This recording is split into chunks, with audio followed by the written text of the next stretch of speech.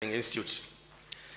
Honorable guest of honor, in front of you, you have local government training institute students of different levels and course programs.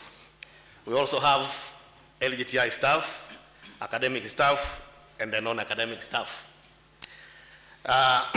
Honorable guest of honor, now I would like to welcome Deputy Rector, Academic Research, and the consultants, Dr. Msendekwa, for a brief speech and welcoming the lecturer. Dr. Msendekwa, you are warmly welcome.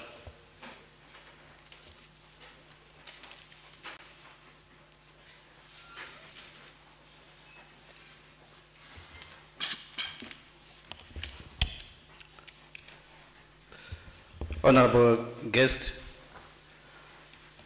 the Rector of the Local Government Training Institute, guest speaker, discussant, board members, directors, HODs, ladies and gentlemen, it's my pleasure to welcome you all to the Local Government Training Institute 15th Convocation. Each year, one day before the graduation, we do meet and talk on something burning issues. And today, guest of honor, we will talk on the local government election 2024, spearheading social and economic development in Tanzania.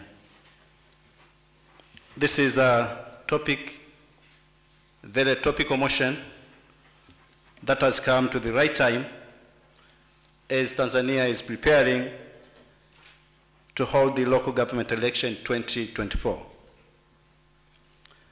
In order to go a step higher, we need to talk more on how we can promote conducive environment for the next year's election.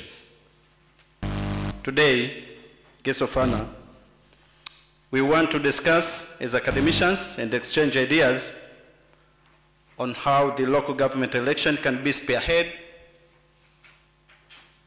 the social and economic development in Tanzania. So, guest of honor, we want to hear the academic perspectives, full of theories, models, and on the other side we have practitioners. We'll hear them from the real situation of what is happening in real life. So let's use this forum to discuss and come up with suggestions and advise the government concerning the theme on hand. With this welcome note, I ask the AG Rector of the Local Government Training Institute for a brief introduction and introduce some members and invited guests. Rector, you're welcome.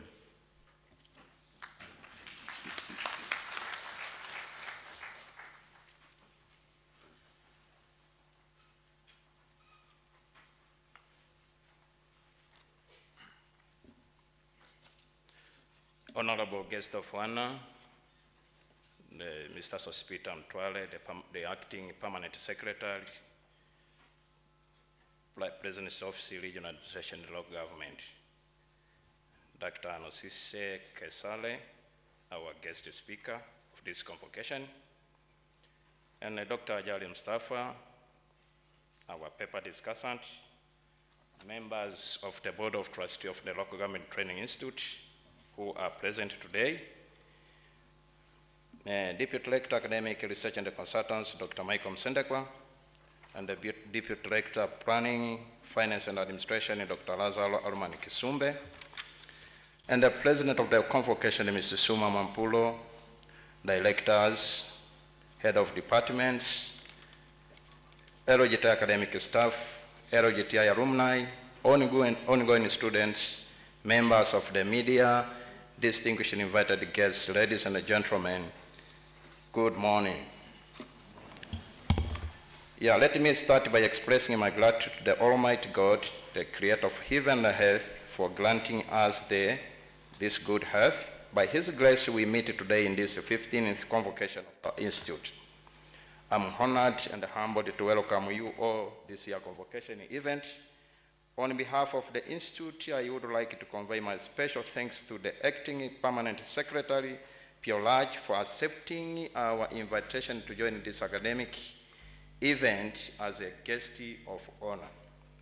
Moreover, I would like to convey my thanks to Dr. Anosisia Marukasa Kasale, our guest speaker, for accepting our invitation for being the guest speaker in this congregation.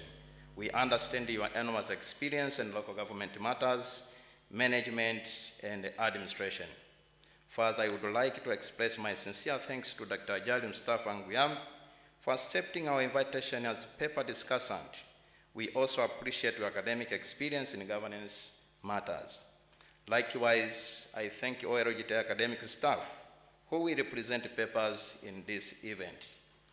Honorable guest of honor, this year's convocation is anchored on the theme, local government elections in 2024, towards spearheading social and economic development in Tanzania, bearing in mind that next year we will have the local election.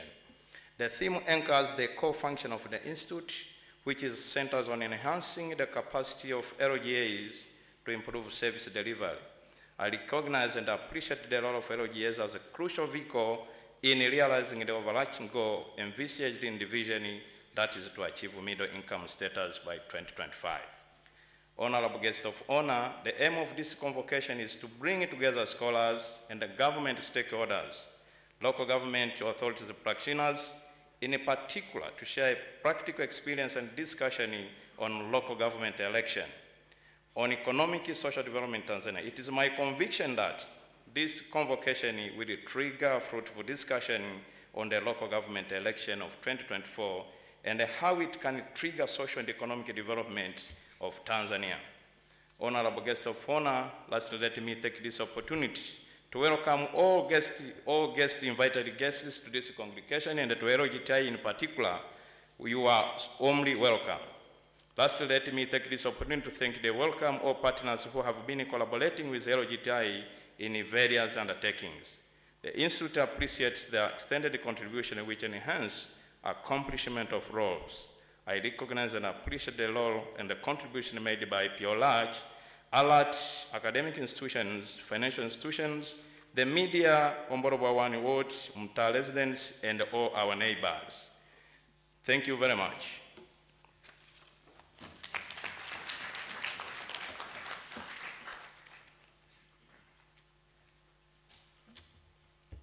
Yeah, honorable guest of honor, having speech from acting lecturer, now I welcome the president of this convocation, Madam Suma.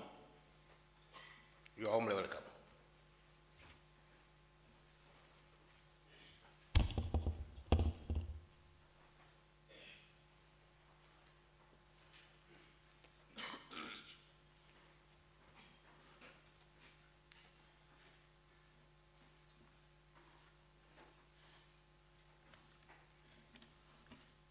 Honorable guest of honor, Mr. Sospita Mtwale, Pio Raj, our guest speaker, Dr. Anosisia Marukasa Kasale from Mzumbe University, honorable discussant, Dr. Ajali Mustafa Nguyambi, head of Department of Political Science and Public Administration from University of Dodoma, lecturer of LGTI, Dr. Lamek Mashala, DRAC,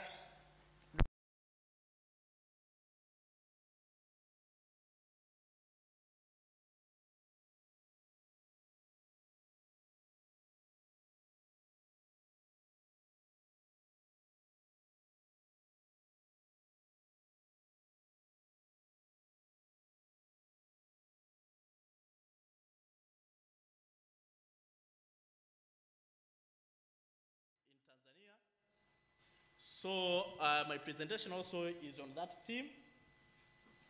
So fundamentally we are saying currently our country is implementing different initiatives which are geared to attain economic growth and economic development. All these are contributed by both national and international goals and programs. As all of us, we know that pertaining to the international, we have two major programs or plans or goals which all countries are implementing. We have Sustainable Development Goal 2030, and region-wise, in terms of Africa, we have what we call African Agenda 2063s. All of these have highlighted some of the issues which need to be implemented so as to promote economic development of our countries. So being international players, we are all aligned to those plans or goals. And then in our country, we have what we call Tanzania National Development Vision 2025. And then that's what is directing us on what to do to make sure that we promote economic development as well as economic growth. And the Tanzania National Vision 2025 is implemented or is cascaded into 5 years development plan.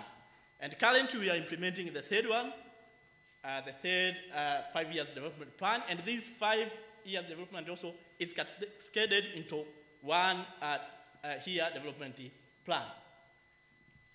So regarding to that, we have already achieved some things, and then we have majorly achieved or entered into middle income countries. So we are very proud of our government, and let all of us clap for that.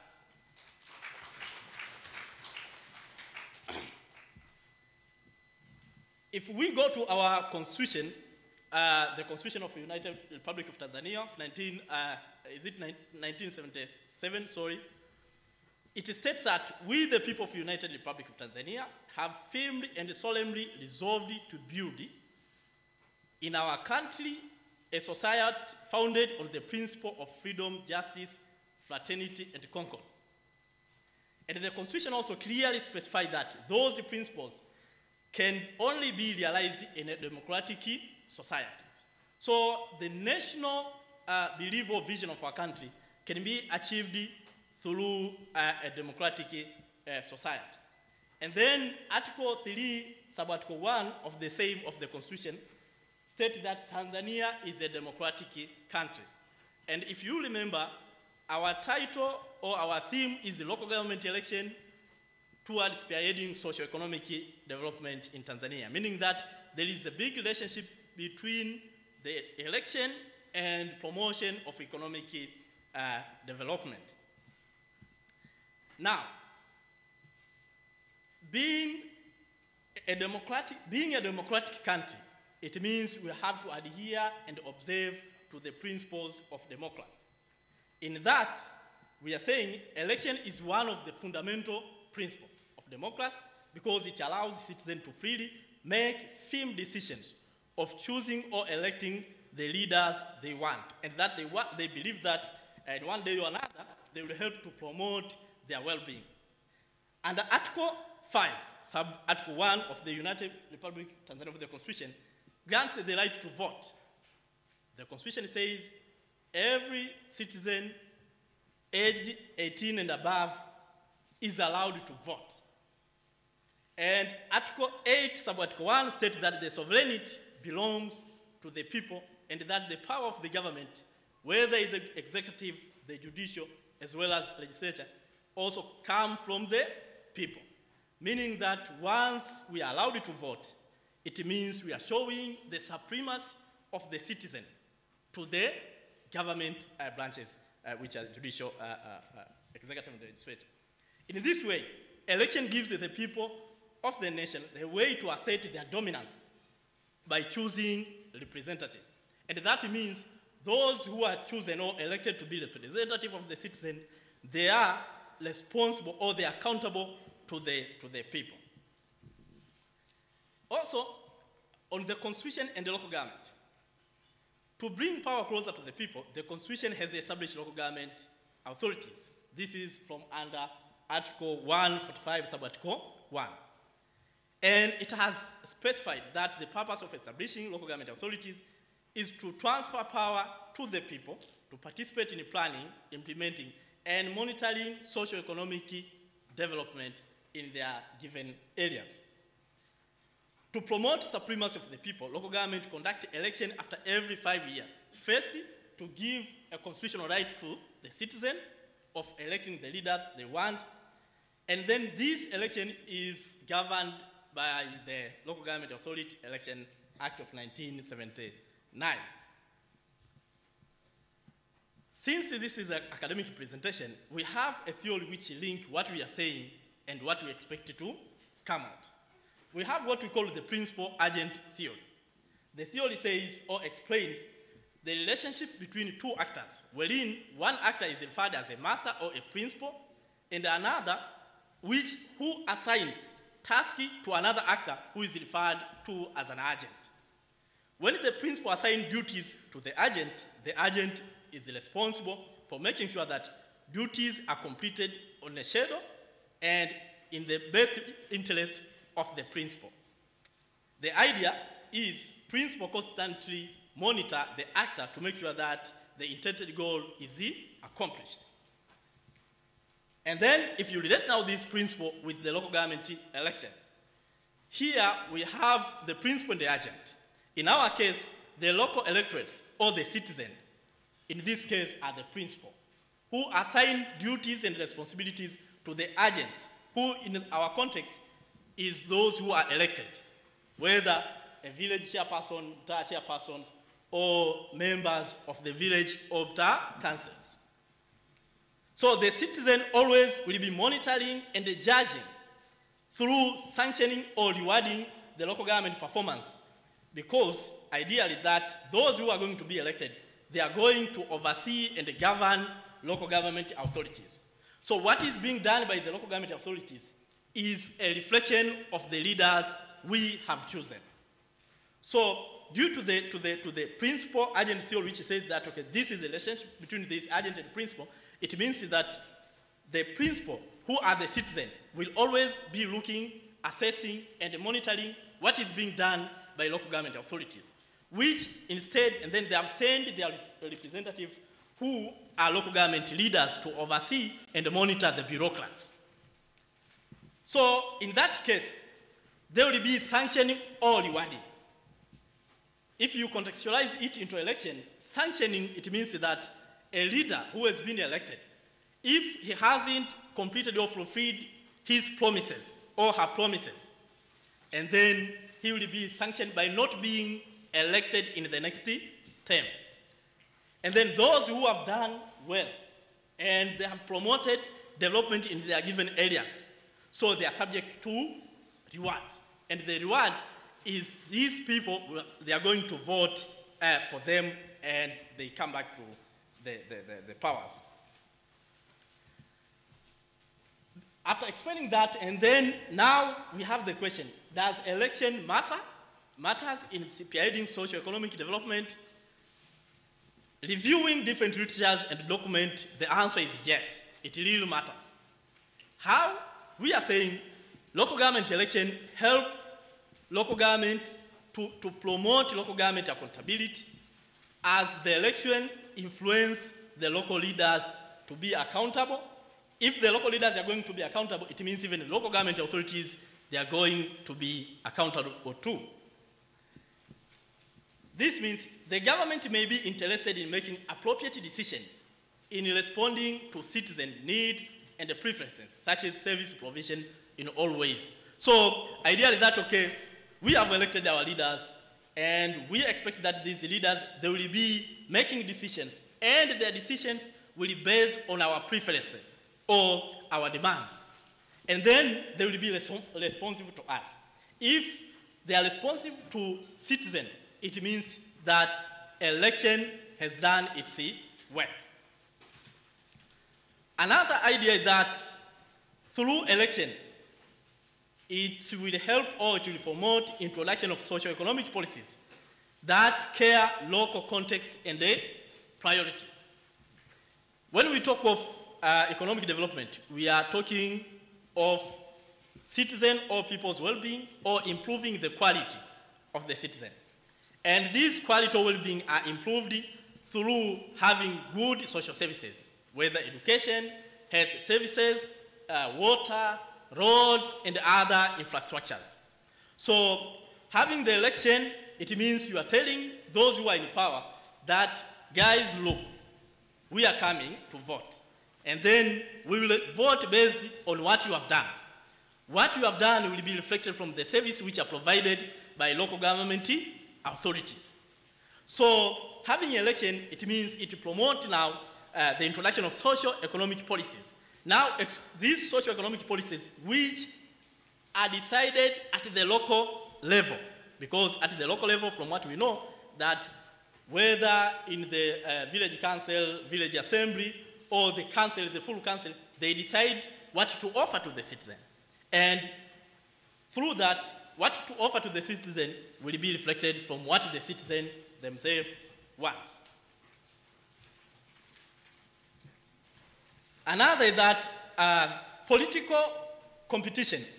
As a political competitive, through election, it influences political competition, as political competitive governments perform well in economic development indicators such as Human Development Index. From the document and the reality or experience from other countries, that when there is political competitiveness, it means everyone will do his or her best to make sure that he has something tangible to show to the citizen. Through doing that, on the other way around, you are improving the service delivery, or you are promoting economic development, as some of the indicators of the economic development will be improved. So strong political rivalry may sometimes exert pressure to those who are in power to place more effort and work towards bringing development to their localities. However, there is a caution that other empirical evidence suggests that even though here we have talked a lot of advantages of election, but sometimes the relationship between election and economic development is very difficult to articulate. It's not clear in the sense that there are other school of thought which says it is economic development which promotes election, not election promoting economic development. And they say, because when you are talking of economic development, you are talking of the educated people, healthy people, is it? Those who are getting good services. So what we believe that an educated person can make a good judgment. And then a judgment in our context is can know whom to elect, who will bring about what? Development. So in one way you can say these things, they depend to each other. So spearheading or election can spearhead economic development, and once economic development has been achieved, also can make people to make good decisions about whom to elect to be their leaders. And then at the end of them, who will bring about economic development once again. In conclusion, that the local government election by no way is relevant for exercising constitutional right to the citizen, and also is very relevant for spearheading economic development. It is indeed a good sign of supremacy of the people to the governors and the government, whether executive, judiciary, and the legislature.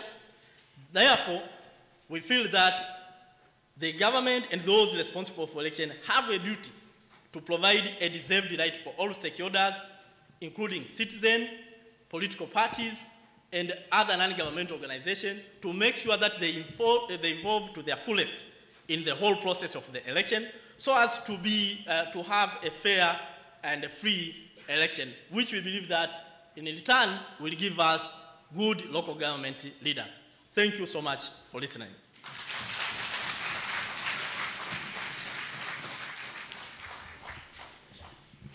Yeah, thank you very much, Dr. Narcisse, for your very nice presentation. Now, ladies and gentlemen, we are going for presentation. We are going to have 3 presenters, and we assign 10 minutes for each. And if we use less than that, we'll be thankful, because we are behind time when they know the rehearsal is coming. Now I welcome Dr. Msendekwa, at least to give a brief profile for each presenter. Guest of honor, we thank you, Dr. Narcisse Kisale, who is our guest speaker today.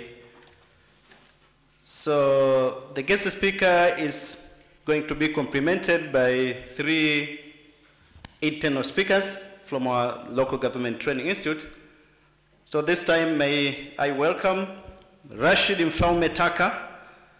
Rashid Mfaume Taka is a lecturer at the local government training institute, but also he has been a lecturer at Mzumbe University for over 20 years. Rashid is specialized in public management subjects. He has done some consultations and facilitations widely on public organizations. He has been a head of department and also a head of project at Mzumbe for over 8 years. Taka is a policy and political analyst. At one time, Taka served as a district commissioner of Ngorongoro DC for 5 years. Over 30 years, Taka has presented papers in local and international journals forums. So may join me to welcome Taka for this presentation. Let's clap hands for him.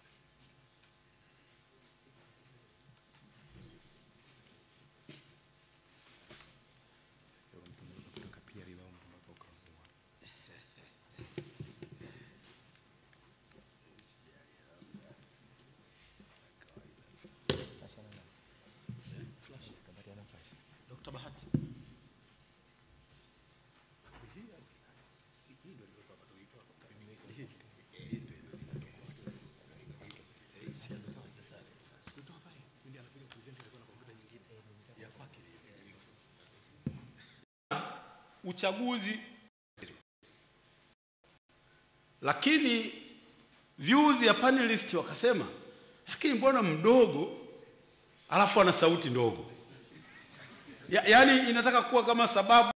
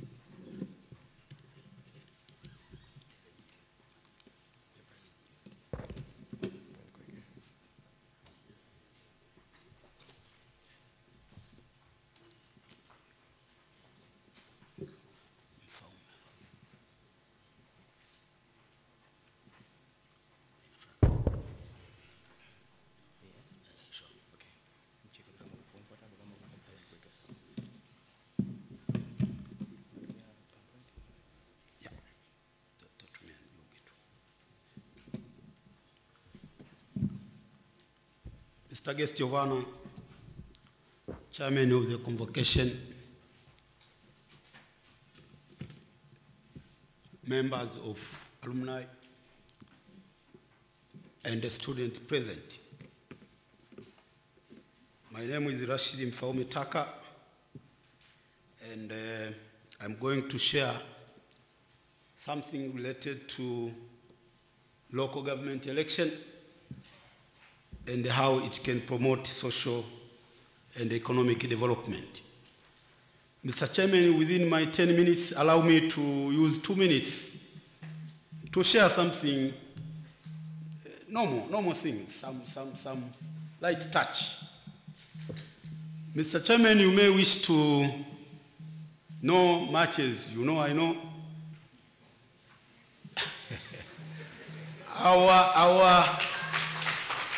Our guest speaker, and maybe let me put this, it's not a politics.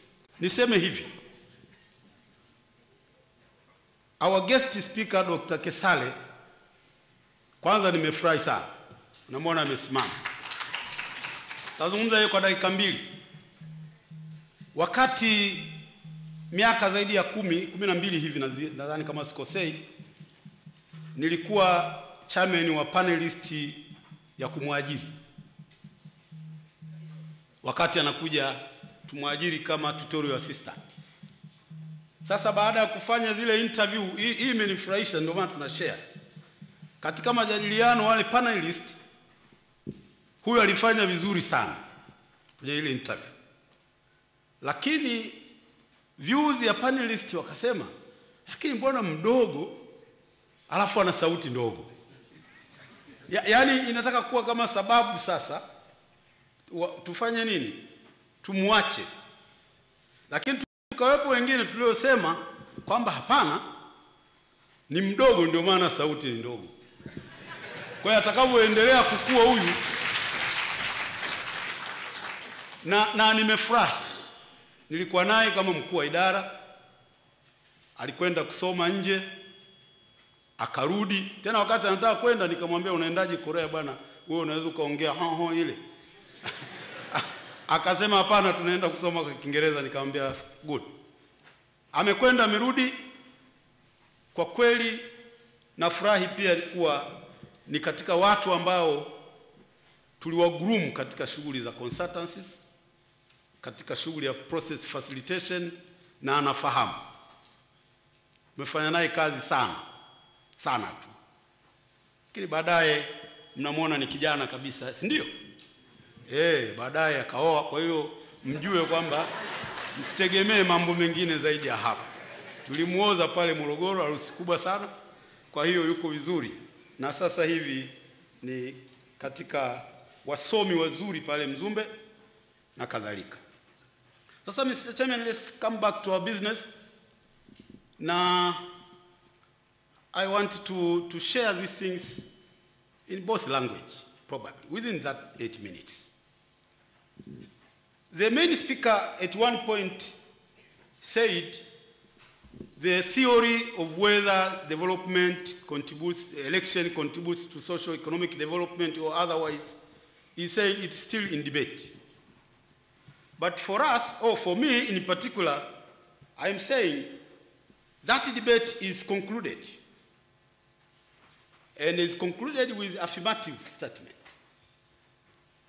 And I've just shown it, that there is a linear relation between democracy, election, accountability, as he mentioned it, and the socio-economic outcome.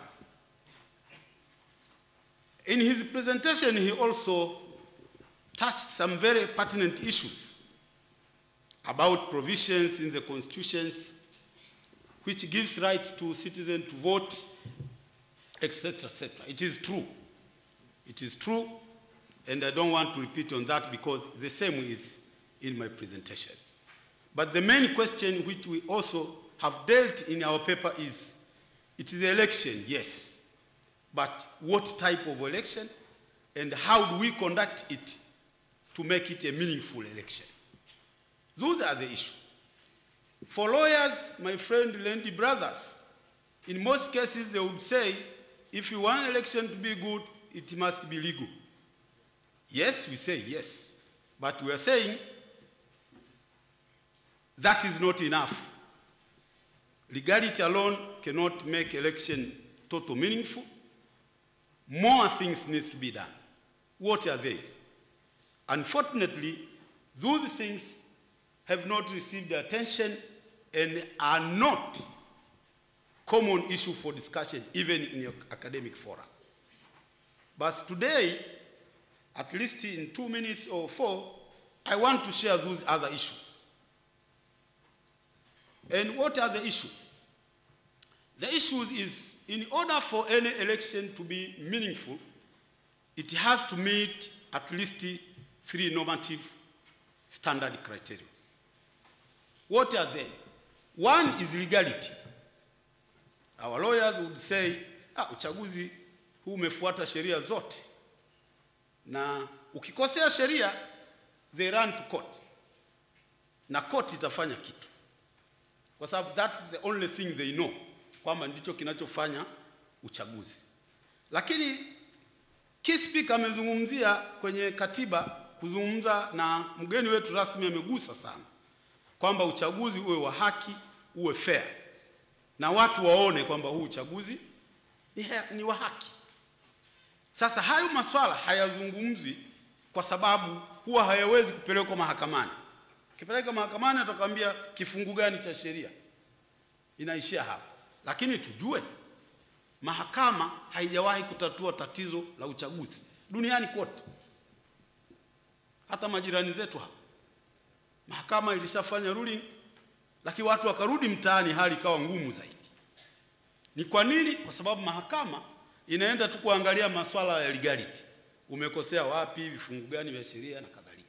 Sasa jambo la pili ambalo lazima uchaguzi iwe nayo ili uitwe uchaguzi wa haki, huru na wenye maana, kwa maana ya uchaguzi wa kidemokrasia, ni kitu kinachoitwa rationality. Rationality ina variant nyingi. Tuna instrumental rationality, tuna strategic rationality, contextual na communicative. Lakini hapa tunasema tunataka ile communicative rationality. Kwamba ukimuuliza mtu kwa nini umefanya hivi, hawezi kutoa maelezo kwa nini amefanya hivyo, lakini awe amezingatia misingi fulani fulani. Lakini jambo la tatu ambalo ni muhimu pengine kuliko yale mawili, ni lazima kuhakikishe kwamba tunafuata values au uchaguzi unakuwa legitimate. Na legitimate iko katika form kadhaa. Unaweza ukawa legitimate by values au by right. Sasa hii by value and right ni kitu muhimu katika uchaguzi.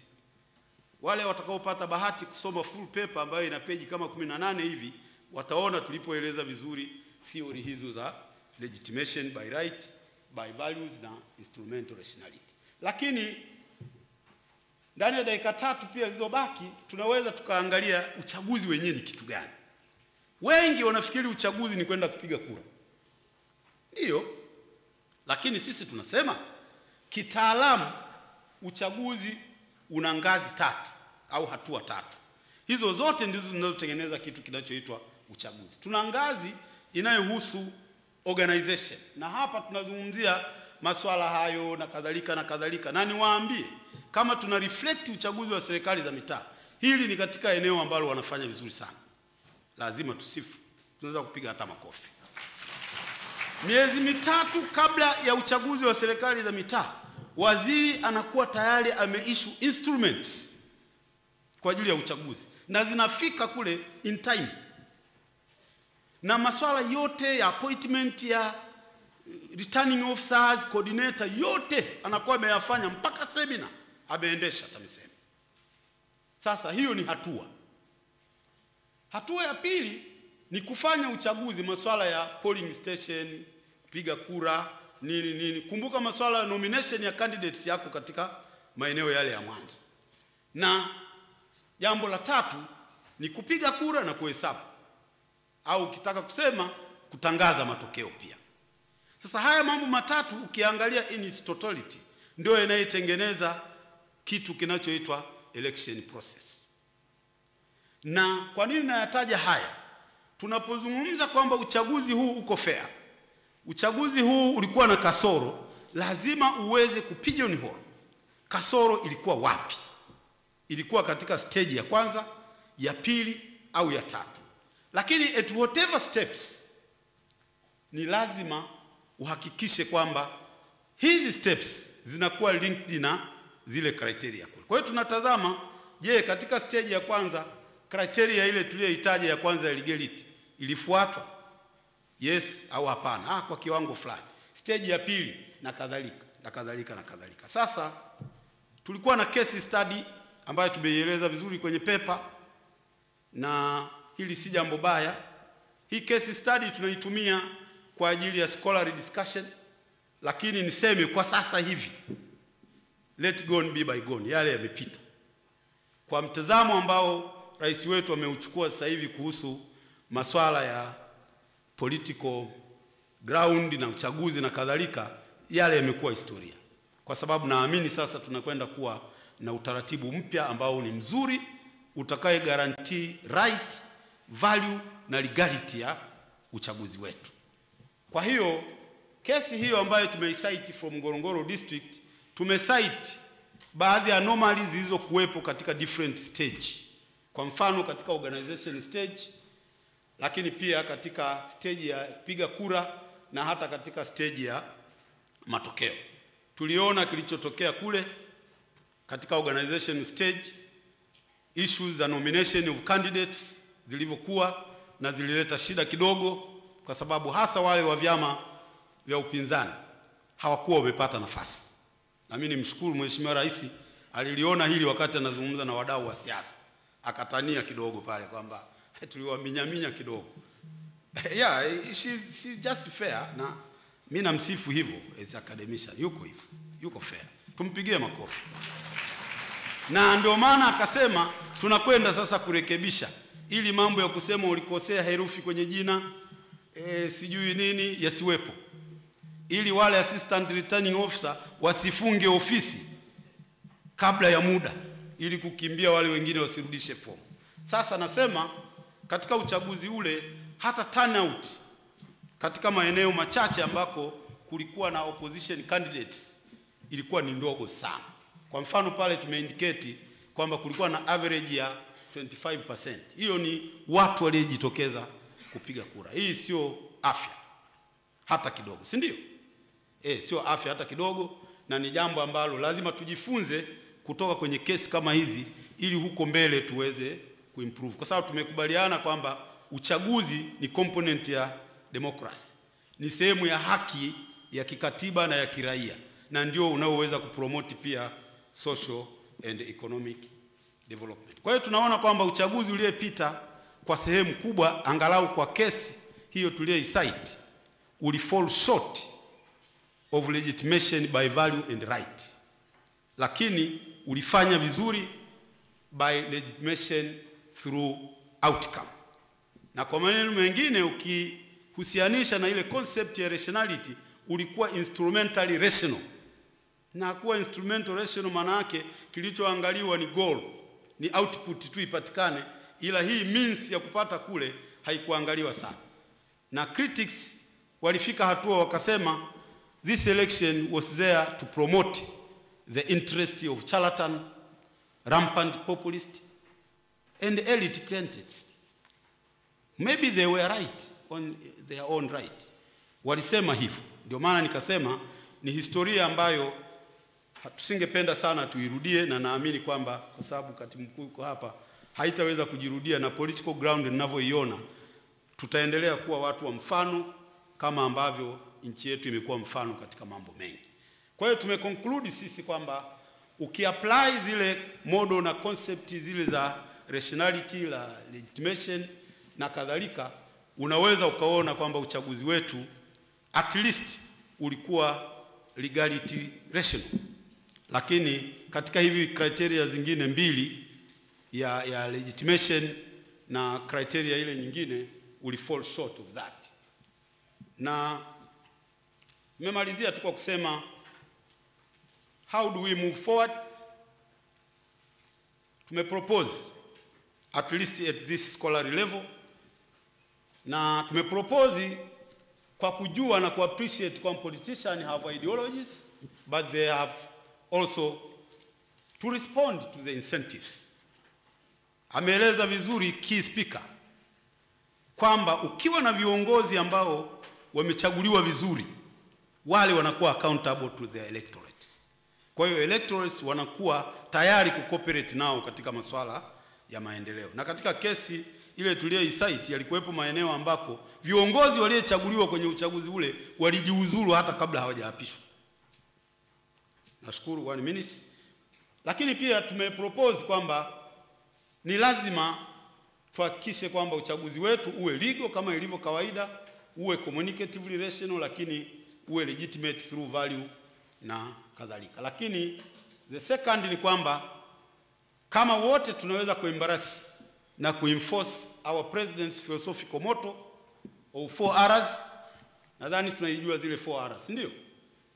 Hasa wanafunzi: reform, reconciliation, resilience and reconstruction. Tukiweza kuembrace hii motto, tutakuwa na chaguzi ambazo ni mzuri sana na tutakuwa na political ground ambayo ni level.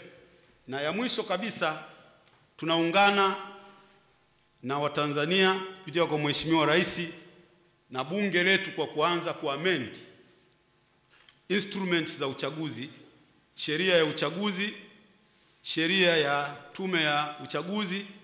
Na huko nyuma nilishasema mimi naona kama TAMISEMI wako vizuri.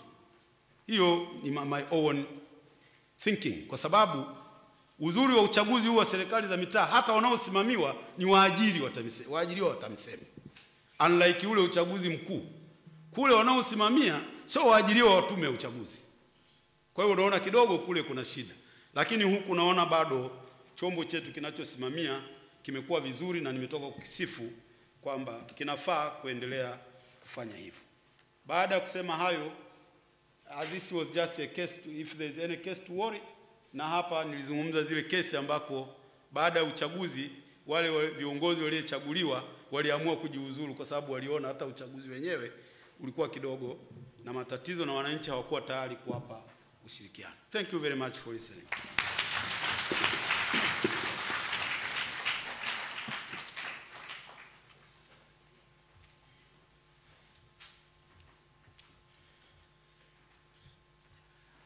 Guest Speaker, Honorable Guest, it's time now to introduce to you Ngomange Melchior James.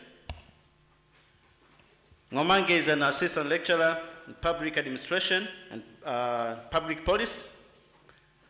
He's an experience of teaching for 11 years here at LGTI. But Ngomange is a former head of department, human resource management here at the Local Government Training Institute.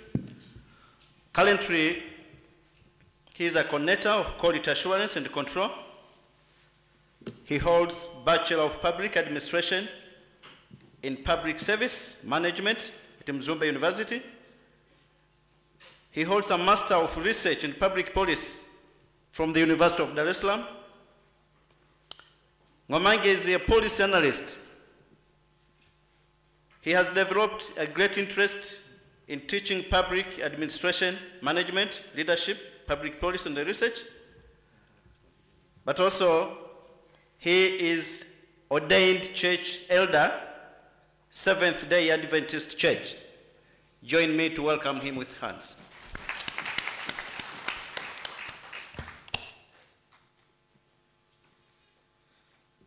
Okay, thank you. Actually,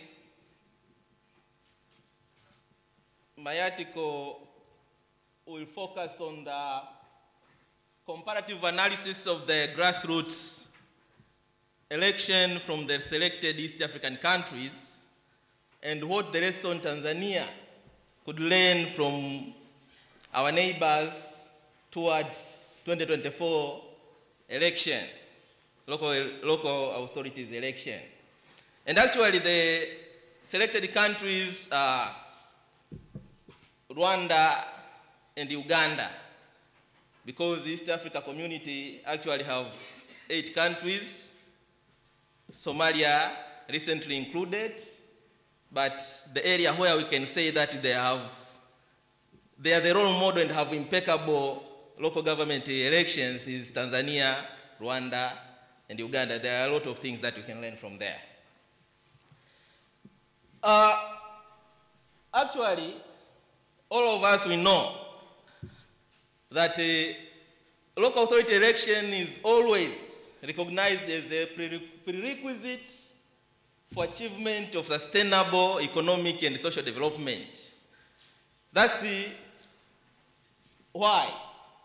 The reason is through election it is where the government gets its legality, legitimacy, and give the chance for people to put the government into power by what we call under political science the popular sovereignty. Under popular sovereignty. And of course, it is the road toward genuine democracy. Why we want to learn from others? The intention is to make sure if we may fail to have the impeccable election through participatory democracy, there could be the danger of not ended up in democracy, but we could end up in democracies. Provided that we could end up in democracies, we could go down to the crisis and they affect our economic development, but once we may have proper economic development, proper election, we can end up in economic development. Actually,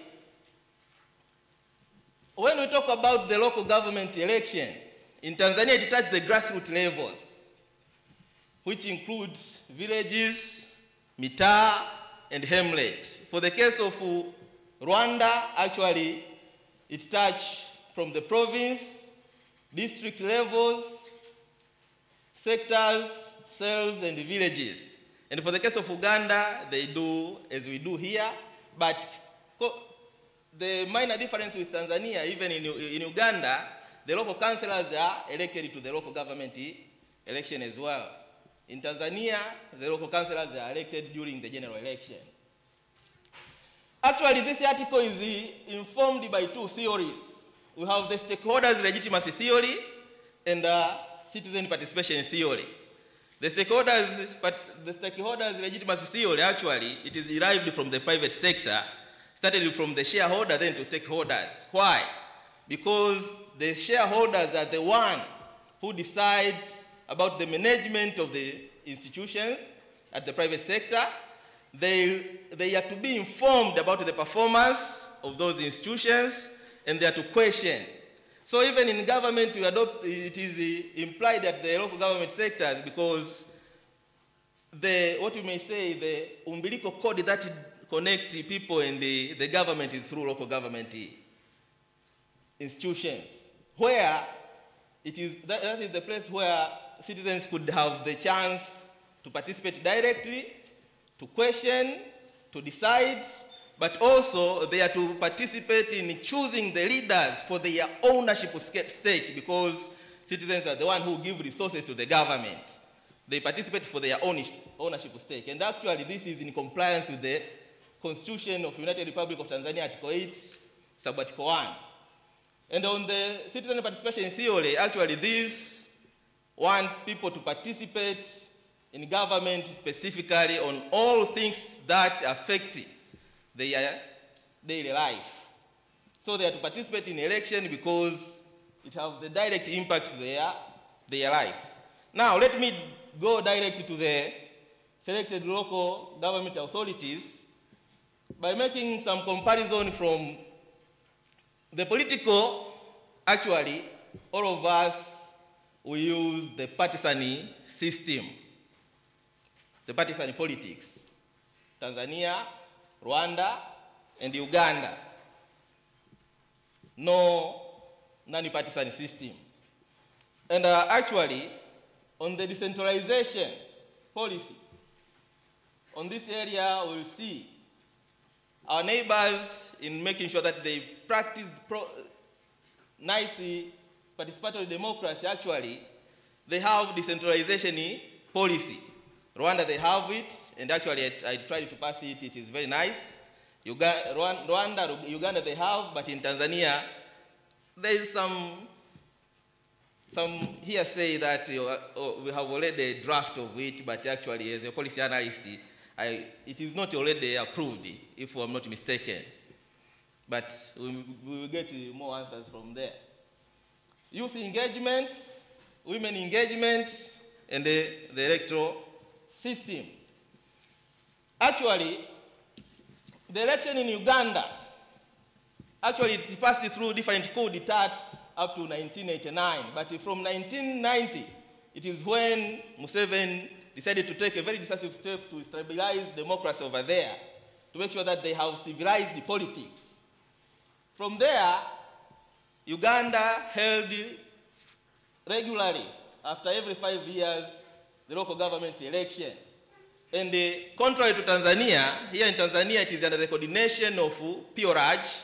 In Uganda it is under the coordination and conducted through the National Electoral Commission established under Article 60 of their constitution. Actually, it is appointed by the president, and contrary to Tanzania, actually these members, after being appointed, they get approval of the parliament. The intention of it is to have impeccable election process from first stage to the last stage. But also it makes an effort to empower the marginalized groups, and actually they have women council, youth council, and they make inclusion of other groups to make sure they have the voice in different decision-making bodies through election. Actually, they have the centralization policy, as I have already said, purposely to enhance participatory democracy at the grassroots levels. And actually, they have challenges. Fewer youth participate, though they try their level best to make sure that there is inclusive governance, but also, compared to general election, effectiveness in local government election actually is a bit questionable. People are not that much active compared to general election. And actually, because of multi-party dispensation, some more eligible candidates are left out because their party actually have minority members. For the party of Rwanda, actually they passed through the genocide, but at the grassroots election, previously it was under the ministry responsible for local government, like we exercise here, but later on they shifted it to the National Electoral Commission. Also, they have good participation, and also they have decentralization policy as well, but also they make also inclusion of marginalized groups, and they have youth council, women council, and of course they make sure that women have the chance of 1/3 seats in different decision-making bodies. The challenge is, though they promote it, but women participation actually is not that much effective as well. As the study conducted by UN here in Tanzania, he said that most of the women are fearing to contest. They need some kind of encouragement so that they may participate effectively. For the case of Tanzania, it is conducted after every 5 years, coordinated under the ministry, as we know, but actually we have free and fair election most often. But in Tanzania, there are some of the things that you have to think more. One, last minute, thank you. One,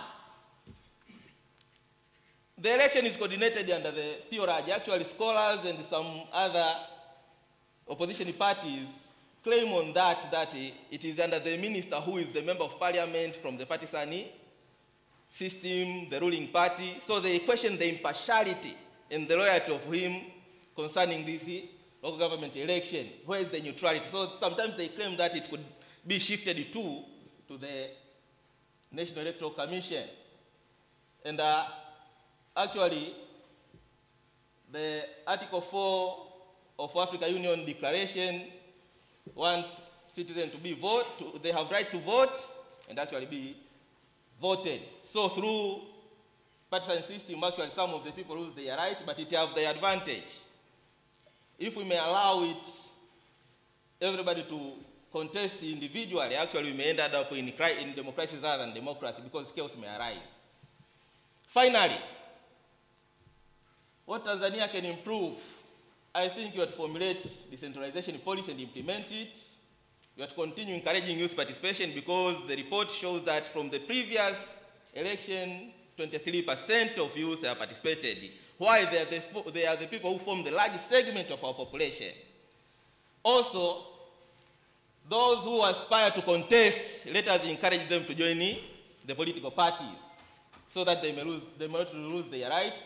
Let us encourage civil societies to offer civic education proactively before the year of election, because most often they do it during the time of election, and they encourage women to participate.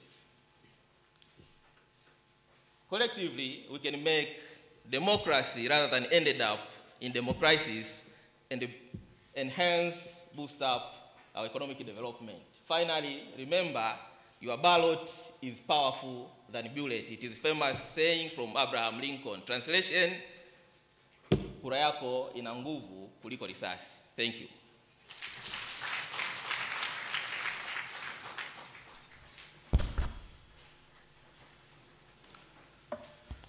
Guest of honor, may I then introduce to you Dr. Bahati Dimfungo.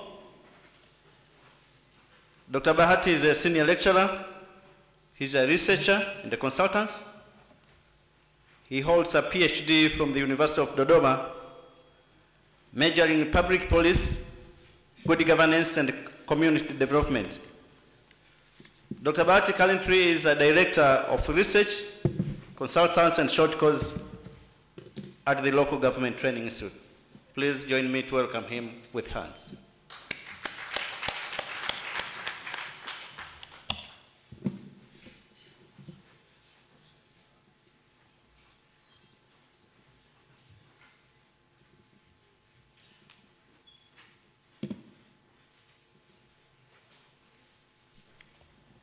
Yeah, Sole will remind to use the 10 minutes accordingly.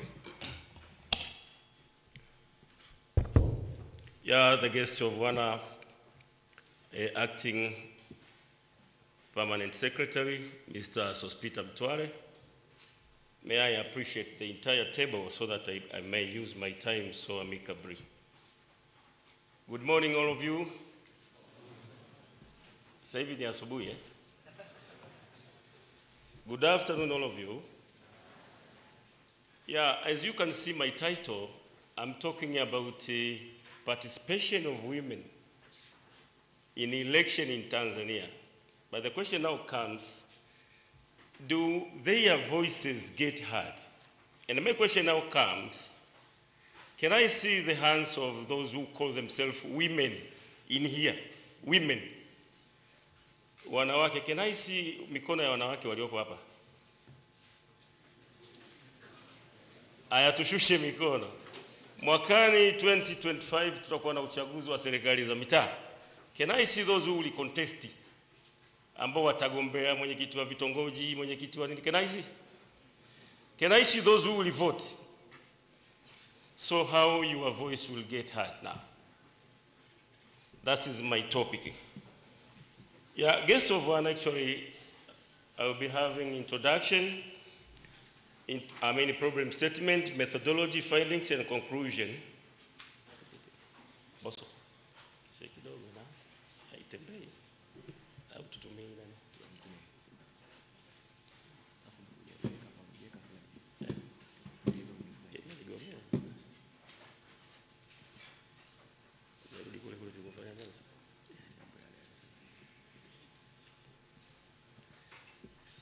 Yeah, I will have those sections, as I said.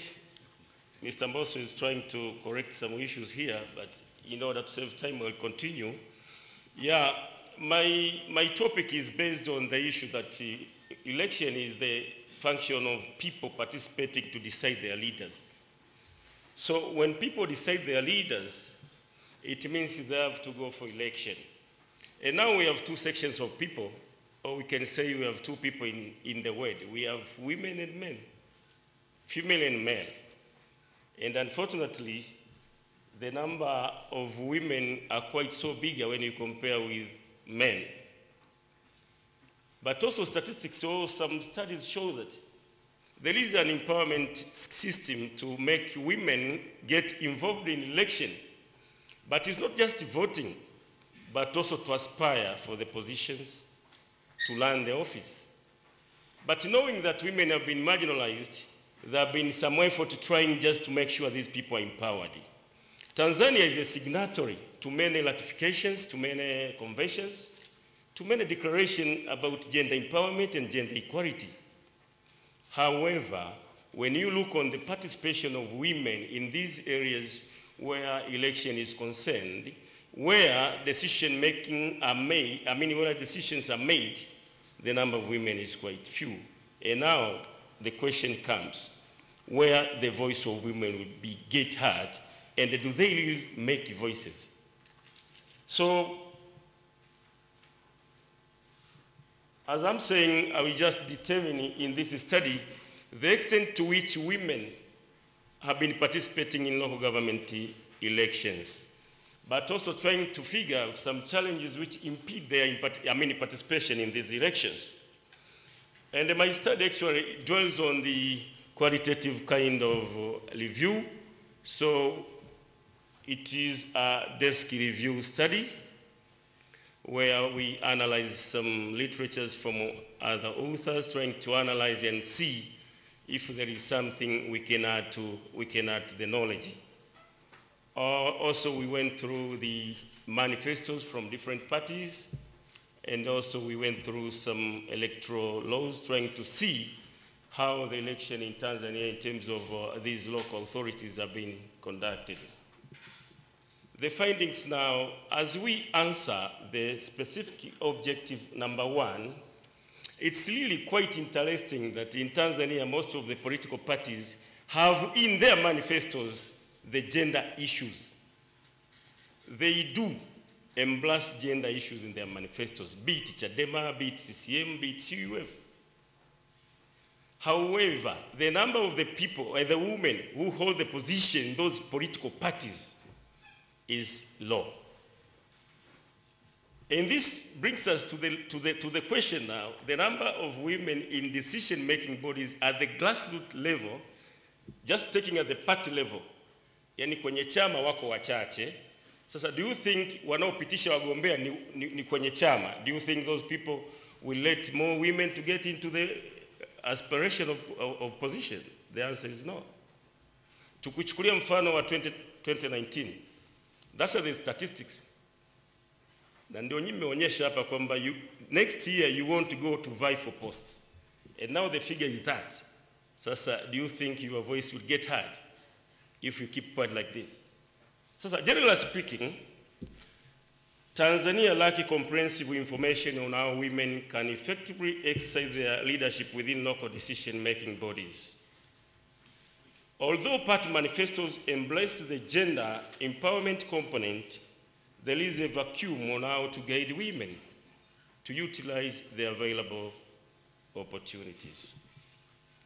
Coming to respond to specific objective number 2, the study has found that there are some factors which lead women actually to not taking part in the political process. For example, there is a lack of desire among women to be elected as political leaders. As I've said, there is a gender disparity in women representation, mostly in the local authorities than in the parliament.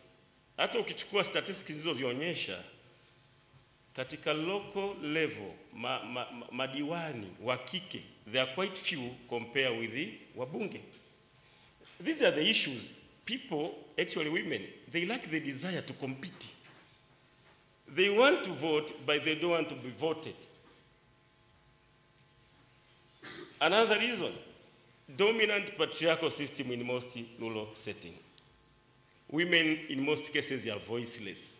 And it's not that they are voiceless, that they want to be themselves calm, but this is socio-cultural issues which makes them quiet. Mwanamke anayeongea sana anaonekana kama si mnanielewa vizuri wewe mbona unaongea sana?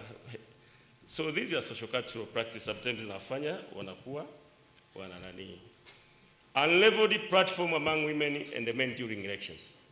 As I've said, the platform actually is not that level. Men, they tend to create an environment where they tend to enjoy themselves as compared to women. So what do we do now? This study concludes that elevating the participation of women in Tanzania local authority election is imperative for fostering inclusive governance and adopting holistic strategies to dismantle the barriers obstructing women participation in electoral process. The following are the conclusion. Just 1 minute, please. The study recommends that educational campaigns challenging gender bias should be provided. We need to put stronger policies in place for gender equality in political structures. Why they have women, but they don't want those women to vie for posts? We need to provide training programs for women aspiring to run for office, and we need to monitor policy implementation.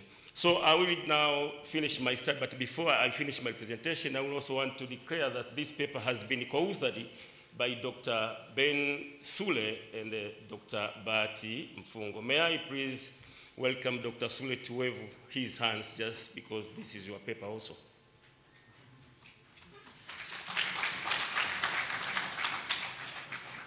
By so saying, may I end up here, and this is the end of my presentation. Thank you.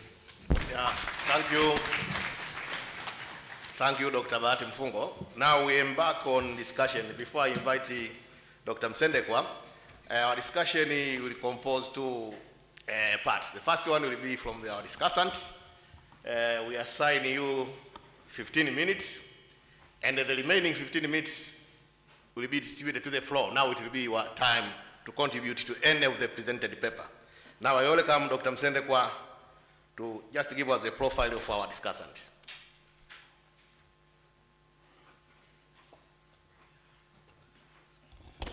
Guest of honor, we have heard some papers from the main speaker and other 3 internal speakers about this year's theme. Now we have a discussant who will discuss all these 4 papers, and then we'll give time to the floor to discuss what has been presented. So may I introduce to you Dr. Ajari Nguyambi, who is our this year's discussant. Dr. Ajari is a senior lecturer and head of department in the Department of Political Science and Public Administration at the University of Dodoma. Dr. Ajari is a PhD holder in political science from the University of Dodoma. He holds a bachelor degree in political science and public administration and is a master degree holder both from the University of Dar es Salaam. He's a postdoctoral studies at the University of Jyväskylä in Finland, and again the research experience and participation in international academic collaborations. Dr. Ajari has more than 15 years of teaching, outreach, and research experience. He engages in academic expertise in the field of governance, politics, civil society and state, democracy and elections, public policy analysis, international relations, institutional strengthening, strategic leadership, research methodology, citizen and public sector management. Dr. Ajari has contributed to knowledge development through publications in local and international knowledge sharing platforms. He is also an experienced team worker with a very strong and definitive interpersonal and communication skills, and he is proficient in both English and Swahili. He has a great experience in working with bilateral and international development organizations. Dr. Ajari engages in capacity building for local governance actors, including civil society organizations, CSOs, and local government authorities, LGAs, towards sustainable change, focusing on democratic participation and good governance. He is experienced local governance advisor to contribute positive development change to the society wherein good governance is mainstreamed and potential capacities are unlocked for people to bring their own development. So, member of the floor, the guest of honor, join me to welcome Dr. Jari to discuss this paper by clapping hands.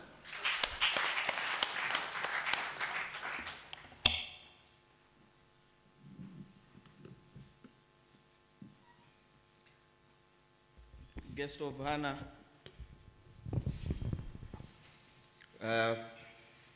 rector and the entire high table, academic member of staff, administrative staff, dear students, members of the press, ladies and gentlemen, good afternoon. I have been given 15 minutes to discuss 4 papers, and I was thinking, how am I going to distribute the minutes for these very interesting papers, but I will try my level best. And probably, guest of honor, allow me to start by the first paper, shaping the first paper by Dr. Anosise Kasale, with the title Local Government Elections in 2024 Towards Spearheading Social and Economic Development in Tanzania. I must first of all admit that all 4 papers presented are very interesting, and I may not want to go through the entire paper so that I am not representing the papers. So I'll try to go in some aspects that can help us to ignite the discussions today. The paper by Anosise Kasale is very interesting. As I mentioned earlier, it ignites the discussions by underscoring the democracy, that democracy is the cornerstone toward achieving far-reaching national objective, in this case, the Vision 2025, and also global agenda, which includes Sustainable Development Goals and African Agenda 2063. The paper pinpoints constitutional provisions that commit the nation to adhere to the principles of good governance in an attempt to develop a democratic society. Indeed, this article highlights the legal establishment of local government authorities, indicating deliberate transfer of power to the people under the decentralization framework. And in this case, we see the necessity of discussing about local government elections. The article employs the principal agent theory to explain how social and economic development must be articulated in the form of enhancing local infrastructure, delivering better health, education, water services, and innovation. And this is by those who are regarded to be given power by the people through the local government elections. This suggests for a clear link between grassroots elections and socio-economic development, which is methodologically established through the desktop research, because this paper was a desktop research. The major issues or inferences that have been generated from this article, I have talked about 3. There might be many, but the major one include local government accountability is influenced by elections at the local level.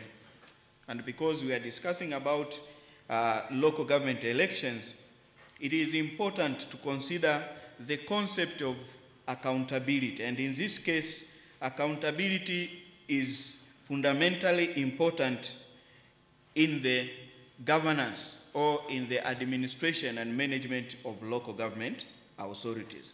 And so elections is very much important, and it is likely to influence the accountability at that level. The second issue is that socio-economic policies must consider the local context and priorities. And how do we articulate local priorities? This suggests for the need for grassroots elections, which are fundamentally important in articulating and aggregating local priorities. It is hardly possible for people in one other corner to be talking about their issues by someone who comes from another place. So the logic of local government election is that you have people at ground level who can practically articulate issues of their people in their context. And the third issue in this paper is that there is a clear relationship between economic performance and political competition. And in my opinion, this is an idea which suggests that grassroots elections need to be fairly competitive. We have heard here from previous speakers that the previous elections were not fairly competitive, and so maybe that's why we are not realizing what is expected from those we have elected. So grassroots elections need to be fairly competitive. The article concludes with the argument that by no way the local government elections are fundamentally required for citizens to exercise their constitutional right, and that is electing their leaders. The paper have helped us to facilitate the meaningful discussion related to the theme of today's event, and indeed the conclusions link well with Article 21 of the Universal Declaration of Human Rights of 1948, which has three aspects, and two are very related in this context, guest of honor. One is that everyone has the right to take part in the government of his country, directly or through freely chosen representatives. And so we see the necessity of election and people to participate. And the third issue, I skip the second one because it's not very much relevant, but the third issue says that the will of the people shall be the basis of the authority of the government. This will shall be expressed in a periodic and genuine elections, which shall be the universal and equal suffrage, and shall be held by secret vote or by equivalent free voting procedures. And this is, the quoting from the Universal Declaration of Human Rights. And from this, quoting from the Universal Declaration of Human Rights, this takes us now to the political science discussions, which suggests that there should be some kind of standard principles of elections. And if you read the text by Polias, this is a Europe-based organization which is responsible for developing online voting software. They share 4 basic principles of elections for it to be meaningful. One, it should be periodic.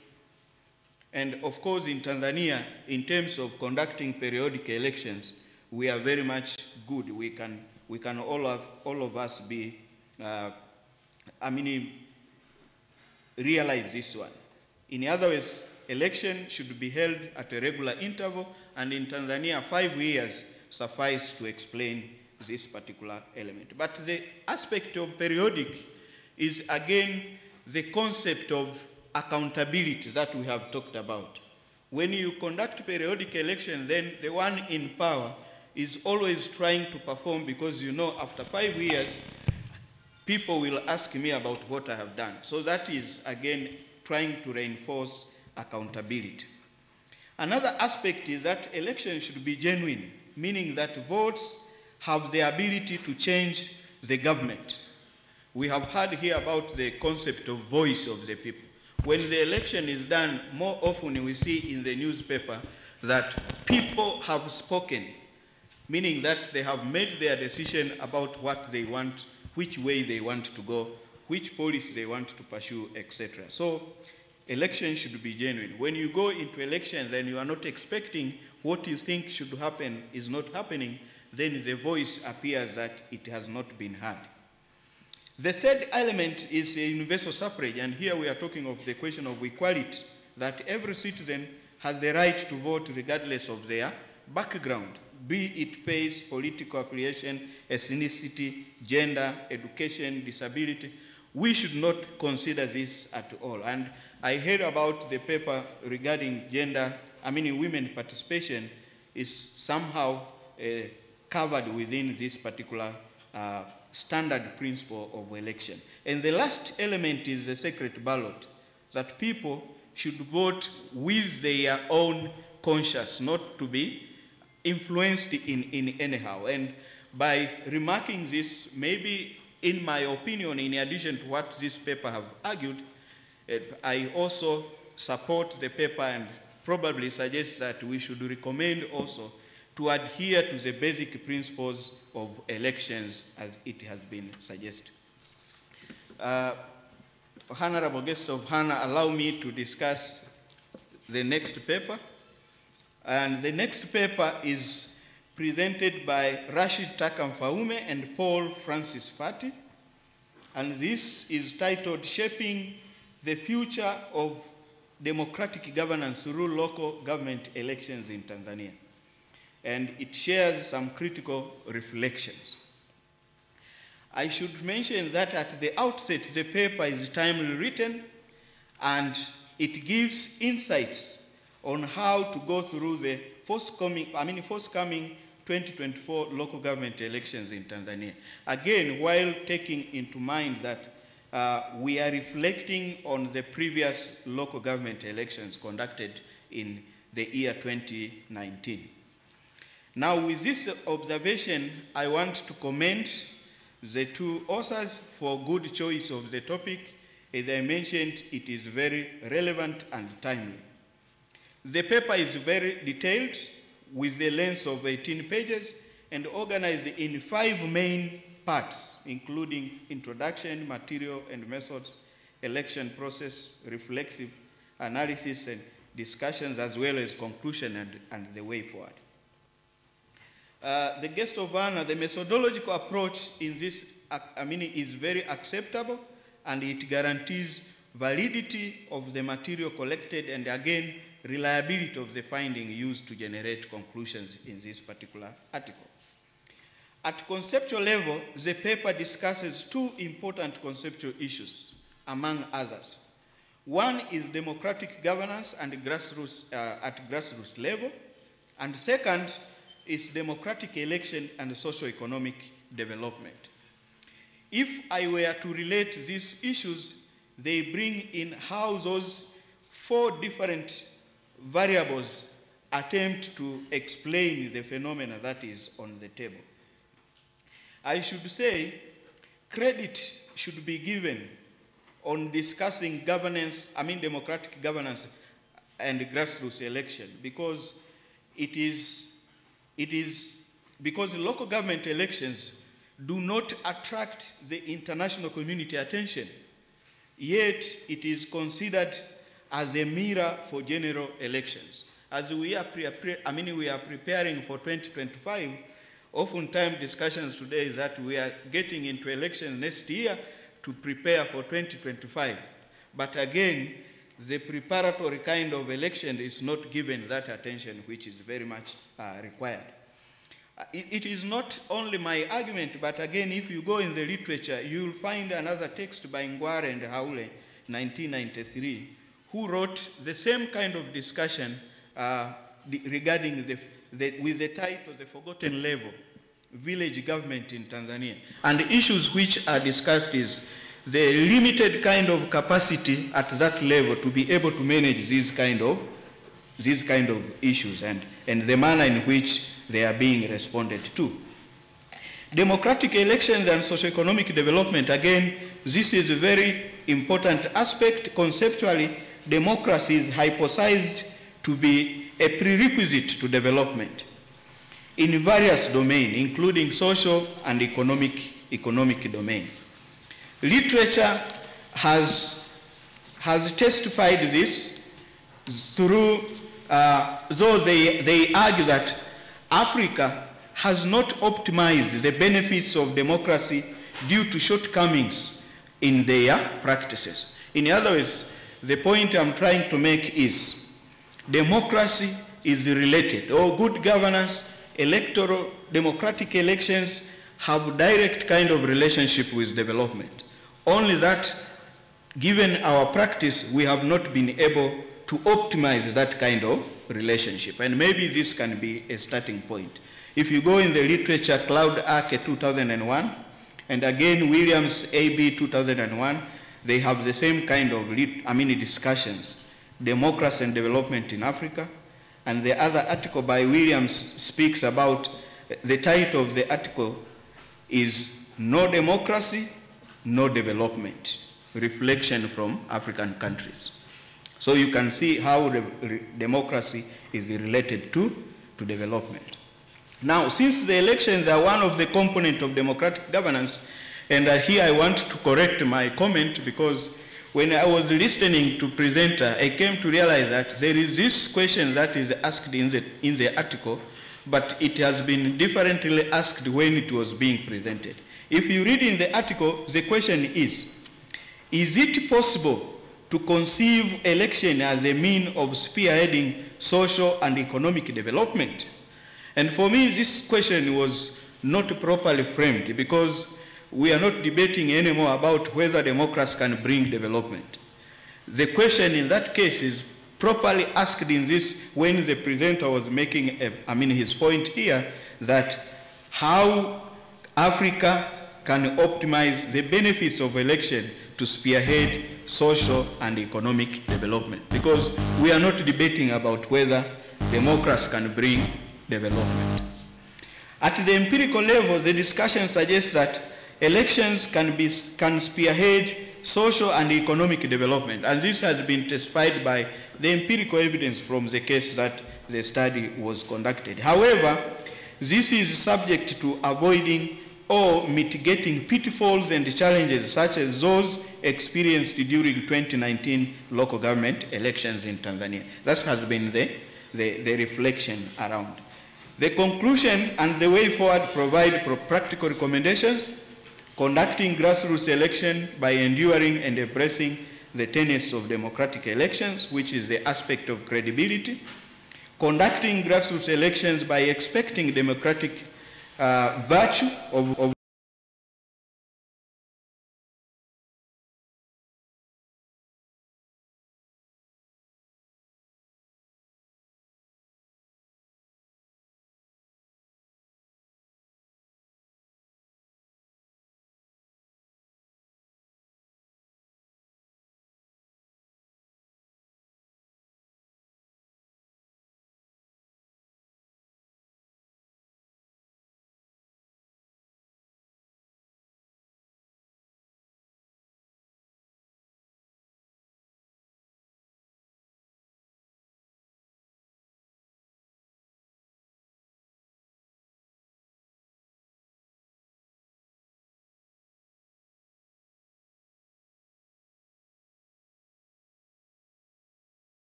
by Ngomange Makiad James, comparative analysis of electoral election, grassroots elections from selected East African countries, lesson from Tanzania towards 2024 local government election.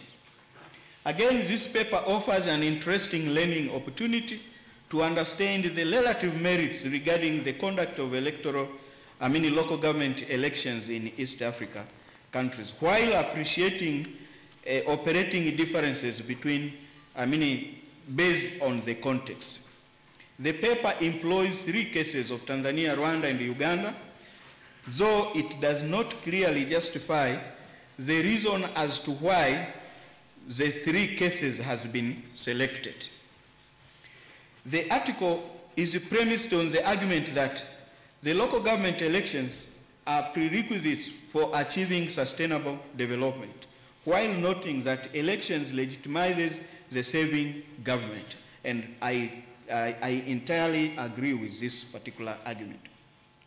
In the following subsection, the author presents the history of local government elections in Tanzania.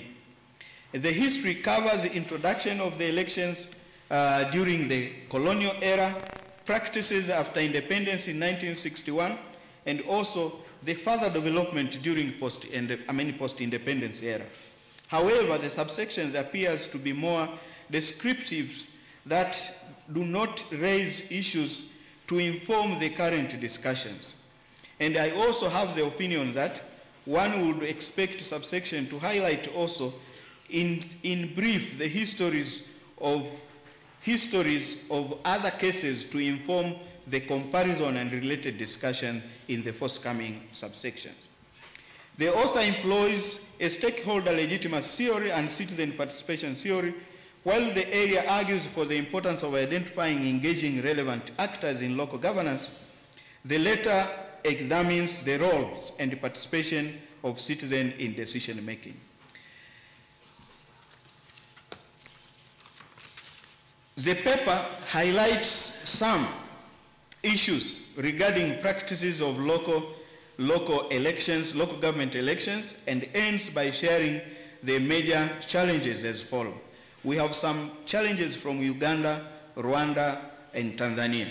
But if you look at these challenges, because the best practices has not clearly been shared, it's like we are sharing challenges rather than best practices, which can help us to inform our practices. But given the different history of these three cases, it would be very important to show what is caused by what, by benchmarking the manner in which countries have developed from the national development project to what we are experiencing today. Because Tanzania have had a very unique kind of history through the national building projects, which tend to differentiate with other countries in terms of how they practice their politics. We do not speak about ethnicity, for example, despite having more than 125 or so kind of ethnic group. But you have Rwanda, of which we are talking about as a comparative study, which has the history of this enmity within only two sub-ethnic kind of group within the country. So lastly, the paper concludes by arguing that for adhering to principles of good governance to realize the essence of local government elections, and it ends by quoting Woodrow Wilson that your ballot is more powerful than your bullet. Let me conclude by general comment that though this paper is very good and it suggests very insightful lessons from other countries, a further consolidation would be very important to make it more appealing. For example, the comparative method that has been used requires some tenets of which has not been clearly developed. Comparative method is basically about looking at the object of the study in relation to another. And the object of the study is normally compared across space and time. That's why we required to look at the history of the cases. Oftentimes, there is trade-off, meaning that the more cases to compare, the less comparable variables available, and vice versa. In this case, I expected the author would tackle the question of comparability, whether these three cases have escaped this particular point of view.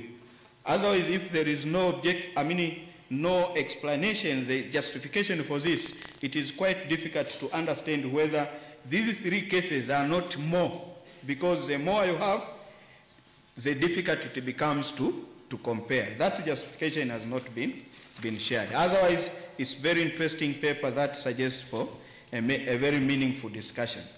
I don't know if I'm still with those minutes I have, but I still have one paper. Yes, thank you. The last paper, just last by number, is written by Bahati Deusdedit Mfungo and Benedict Anselim Sule. Participation of women in Tanzania local government election, are their voice truly heard? I want again to start by commending the paper that it is very topical, interesting, and relevant, and for discussions given the ongoing gender discourses, especially related to women participation in governance and development processes. The paper brings on table the topical issues or agenda on women participation in governance and development processes. In this case, participation in local government election.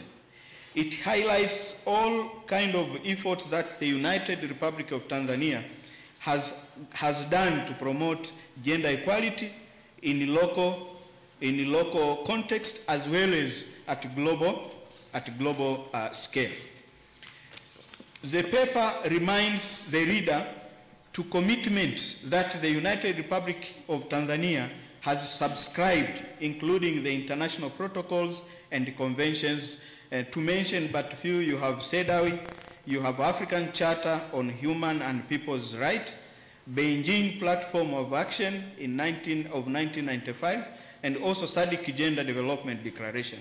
And when we speak about Beijing Platform of Action, we should not forget that this somehow introduced Tanzania to the international discourse about gender, because it was a platform that at some point it was the secretary of this convention was Gertrude Mongella, who is a Tanzanian. So we have to clap for ourselves.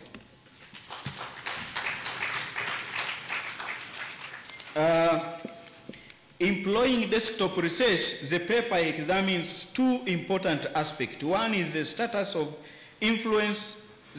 and the influence of women participation in local government elections. And second is challenges and obstacles that limit women participation in electoral processes.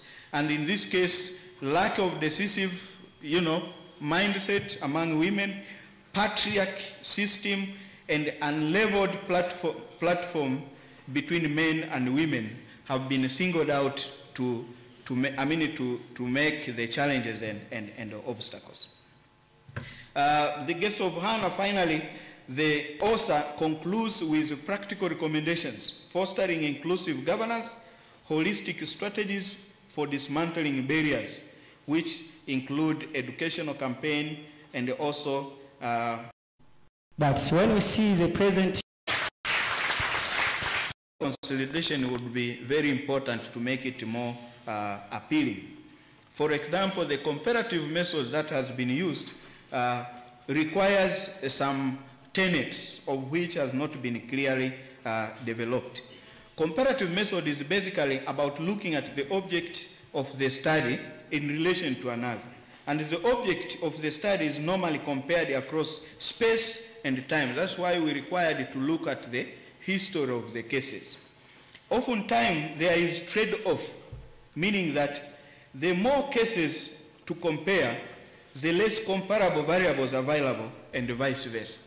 In this case, I expected the author would tackle the question of comparability, whether these three cases have escaped this particular point of view. Otherwise, if there is no explanation, the justification for this, it is quite difficult to understand whether these three cases are not more, because the more you have, the difficult it becomes to compare. That justification has not been shared. Otherwise, it's very interesting paper that suggests for a very meaningful discussion. I don't know if I'm still with those minutes I have, but I still have one paper. Yes, thank you. The last paper, just last by number, is written by Bahati Deusdedit Mfungo and Benedict Anselim Sule. Participation of women in Tanzania local government election, are their voice truly heard?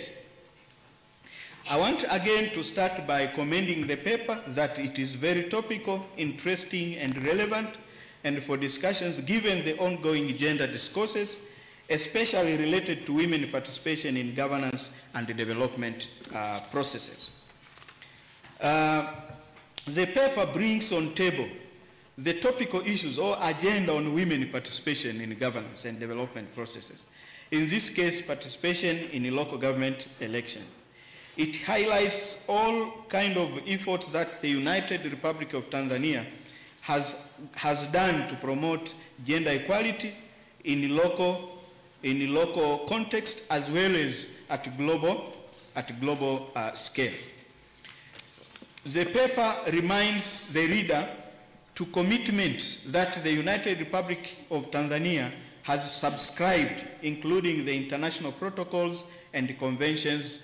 To mention but few, you have CEDAW, you have African Charter on Human and People's Rights, Beijing Platform of Action of 1995, and also SADC Gender Development Declaration.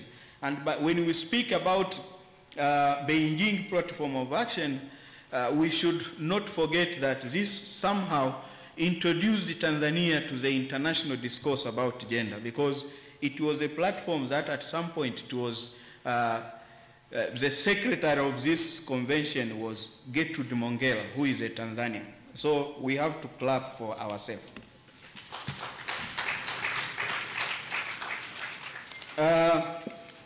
Employing desktop research, the paper examines two important aspects. One is the status and the influence of women participation in local government elections. And second is challenges and obstacles that limit women participation in electoral processes. And in this case, lack of decisive, mindset among women, patriarch system, and unleveled platform between men and women have been singled out to make the challenges and the obstacles. The guest of honor, finally, the author concludes with practical recommendations, fostering inclusive governance, holistic strategies for dismantling barriers, which include educational campaign and also developing a kind of informed policies.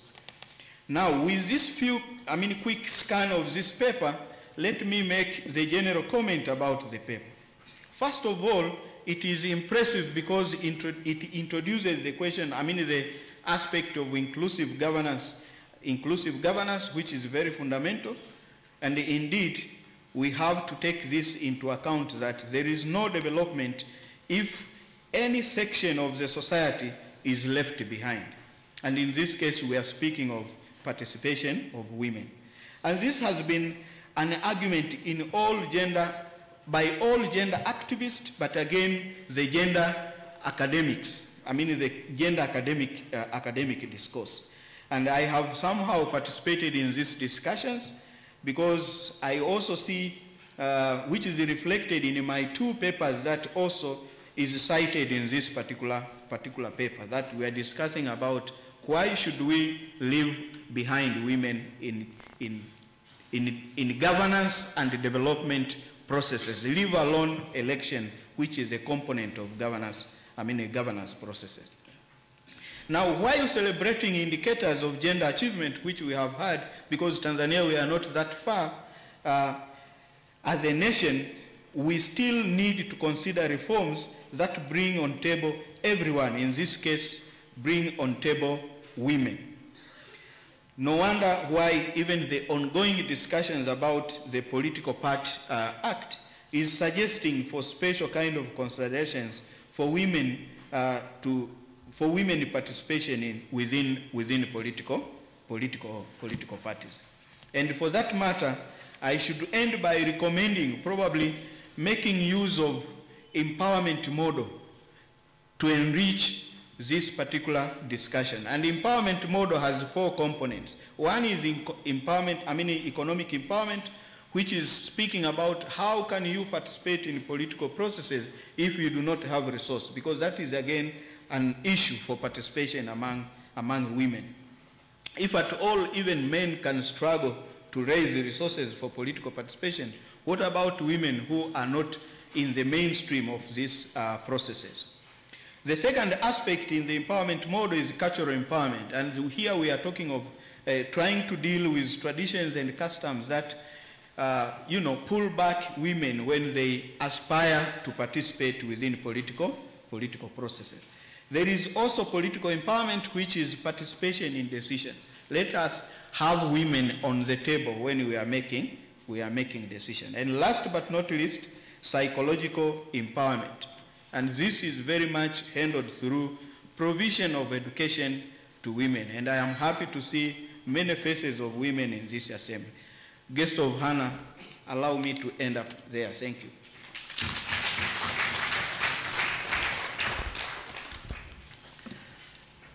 Yeah, thank you very much, our discussant.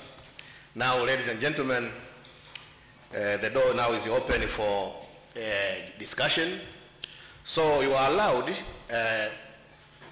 to either ask a question and make sure you direct your question to the presenter. We are the first presenter, second presenter, you remember them, so that we shall give him or her a few minutes to respond to what you want to know. Probably you want some clarification. Or you may give a suggestion or recommendation. So the door is open. Now I welcome you, members of the floor. You just raise your hand and they will be given a microphone. Be brief and straight to the point. Any hands? I can see. You introduce yourself, your name and your cause.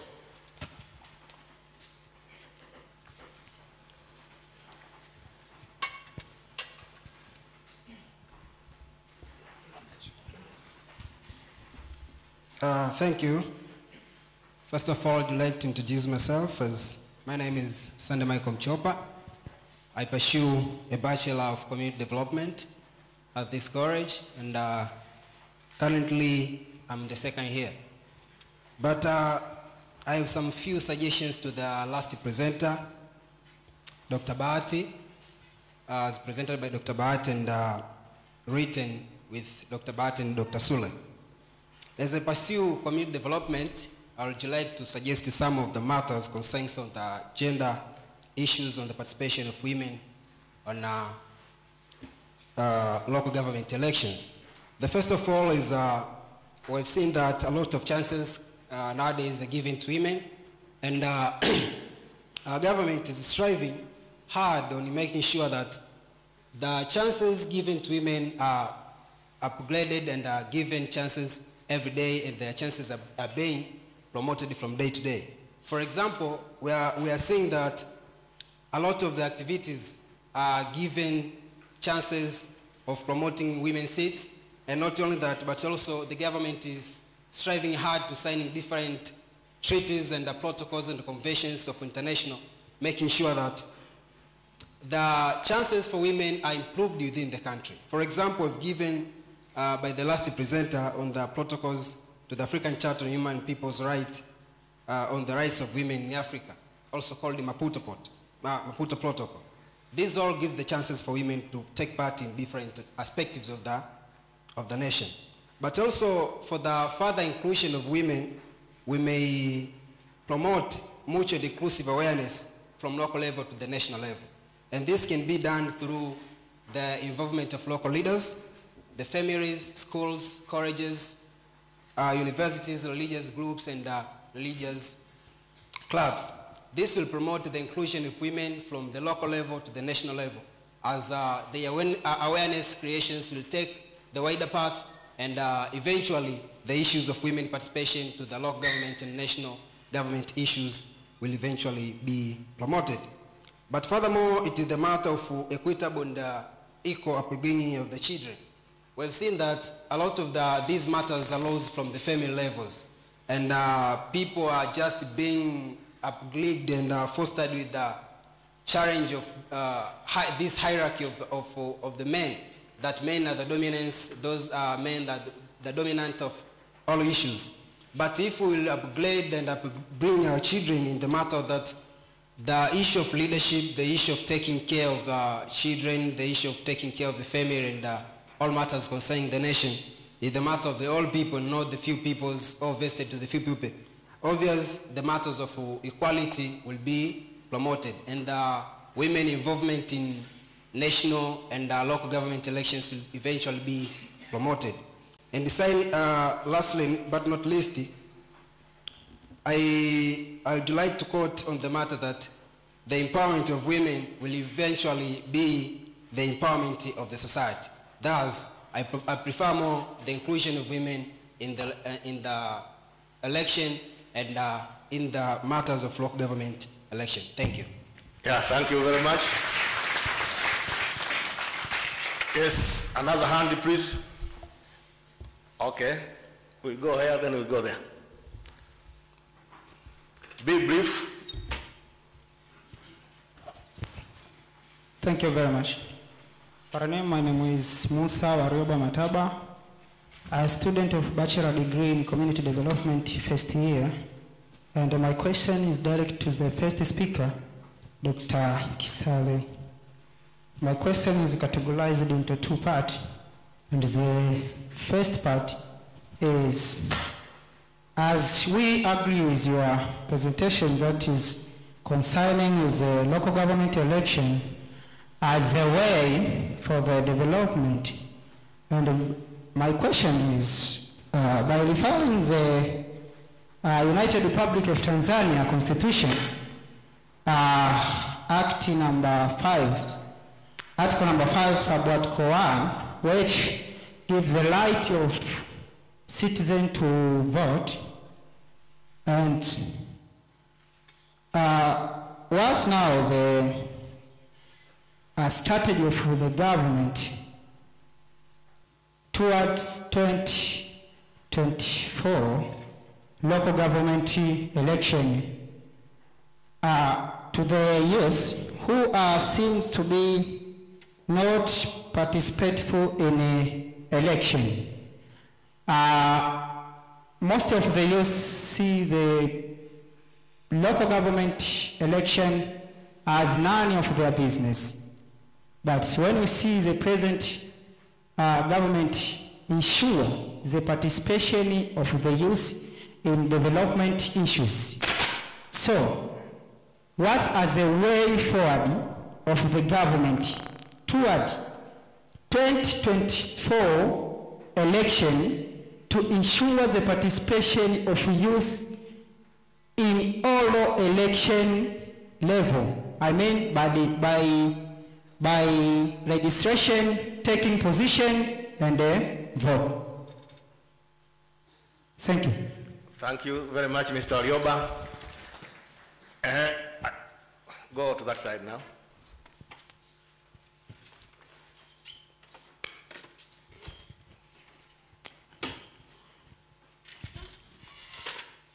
Thank you very much. Let me introduce first. My name is Richard.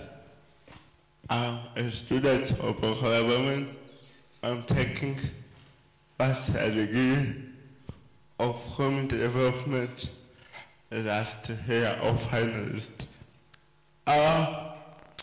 First of all, I would like to recognize all presenters of the paper. They opened our eyes about what we have to do in order to have positive and participatory and development through democratic election. For that presentation, for myself, as a home development student, I would like to add or to share my opinion for the government and for all of us as a community center. So as to have development as a economic development as a result of election, we have to ensure a community sense or social sense to our Tanzania, to Tanzanians, or to all members of Tanzania. First, how we can ensure the census. And first, we have to do for government and all of us as academics and a local government center, we have to ensure the issue of education towards local citizens about how they can realize their responsibility in ensuring the coming of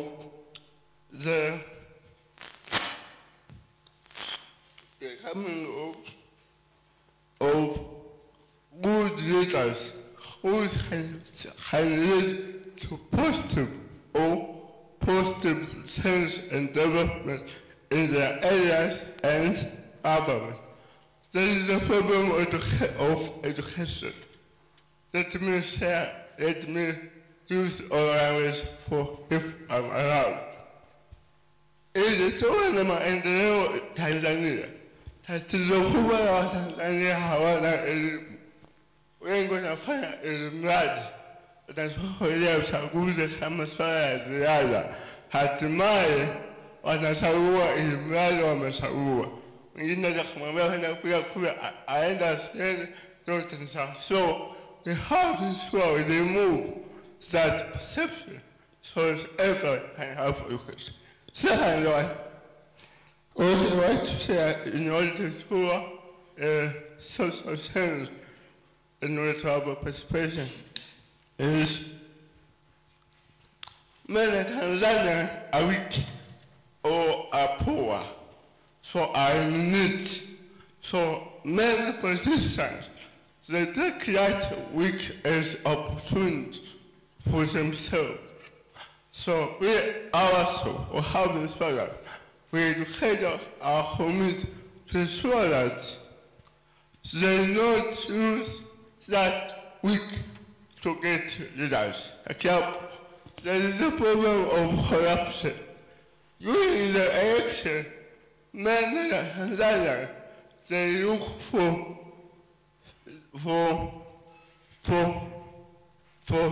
wanaangalia faida ya hapo for short benefits, not for long benefits. So we have to show that we educate the citizens, don't use their weak as a criteria to get to that. There's a problem of corruption because of that problem. So we have to show that all Tanzanians are changing their mind concerning this problem. Last, if not least, we have to know that the basis for social and economic development in Tanzania is where Tanzania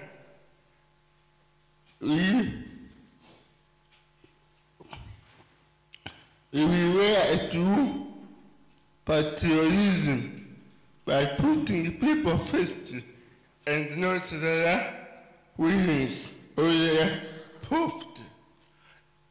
In order to have a positive change in our Tanzania, we have to be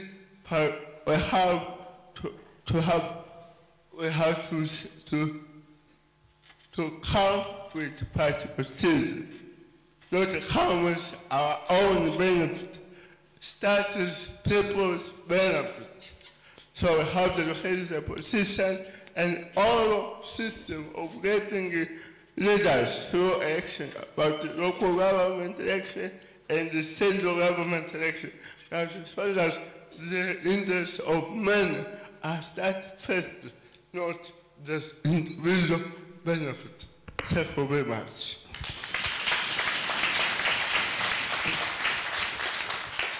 Yeah, thank you very much. Another, you can give this.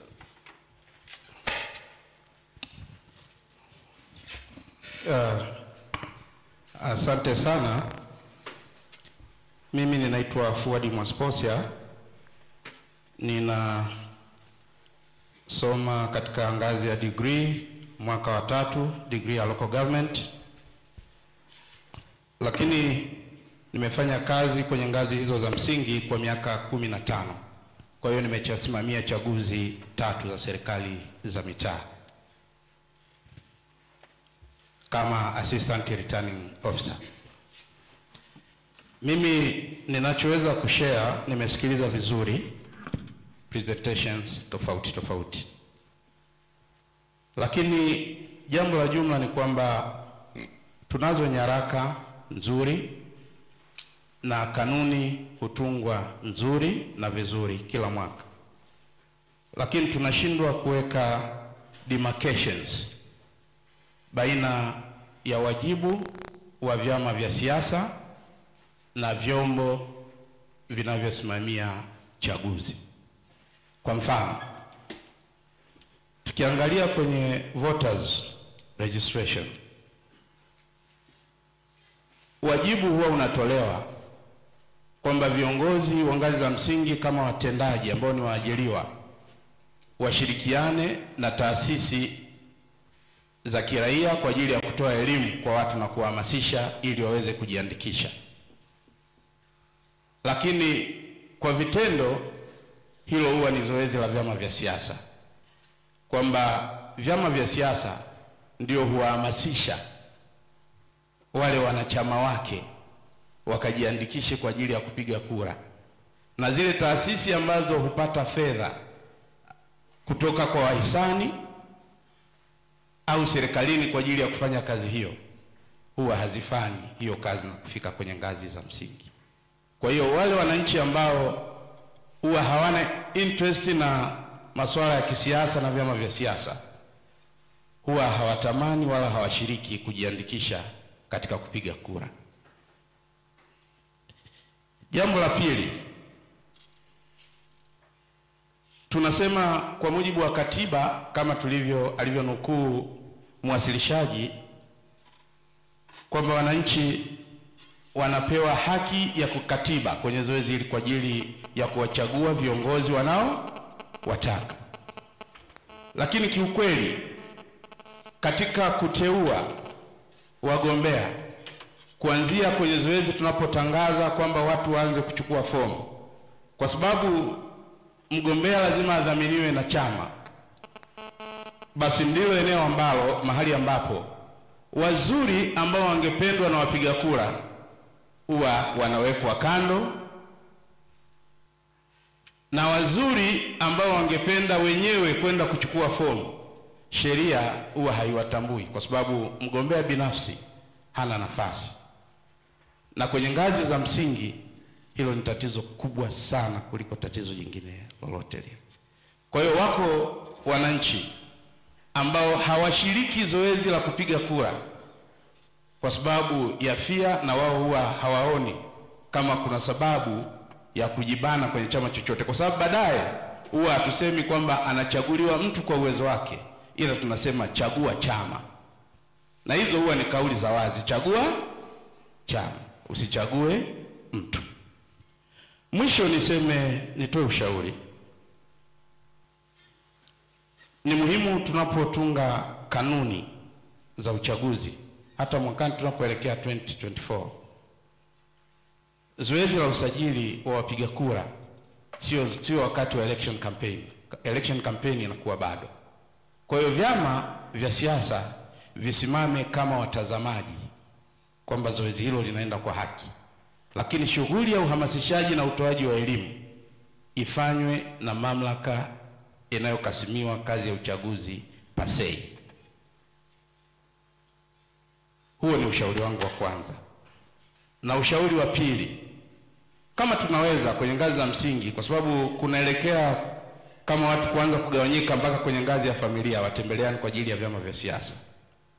Sijui kama Tanzania tunaweza kuwa na mtindo tofauti, kwa sababu mwezeshaji pale mwingine alitukompea na Uganda na Rwanda. Ukiangalia system ya Uganda, structure ile ni tofauti sana na sisi. Ukiangalia Uganda, ukienda kwenye ngazi ya parish pale, inachukua muundo uliopo kwenye district, ambao unakuta wanateua mpaka secretaries na nini. Kwa hiyo bila shaka watu wengi wanachaguliwa kutokana na professional zao ili waweze kumiti yale matakwa. Lakini sisi hatuna hiyo.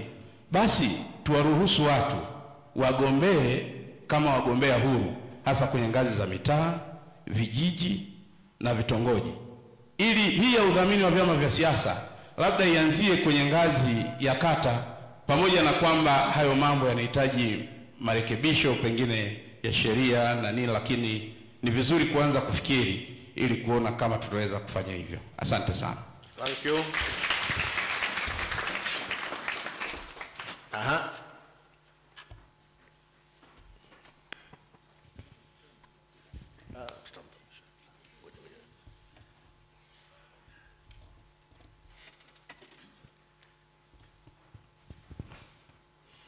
My name is Nyumba Magese Pasco.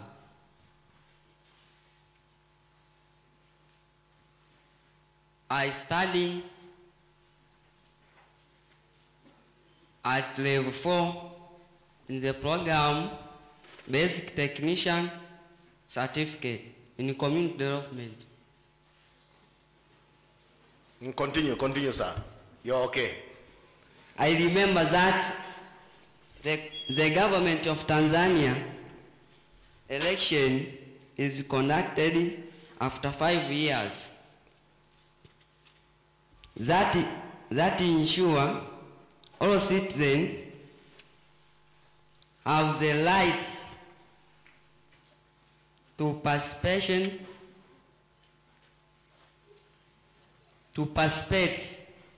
in the election process. Yes, I have one question. My question is that, what is the method or ways that help special groups to empower in order to conducting in the election process? Thank you. Okay, we need now a female. I can see there. Yeah, never mind about your language. You know, you are learning, okay? So don't mind if you are speaking correct English or what. You just speak it comfortably. Dear guests of honor, rectors, and all LGTI staffs, and my dear students. My name is Elizabeth Joseph Mesanga. I pursue art technician in local government administration, CLOA. In my memories, speakers, they speak about, in order to have the development, it means that all genders, females and women, they should be participated. So, in my memories, first speakers talks about the participation of women.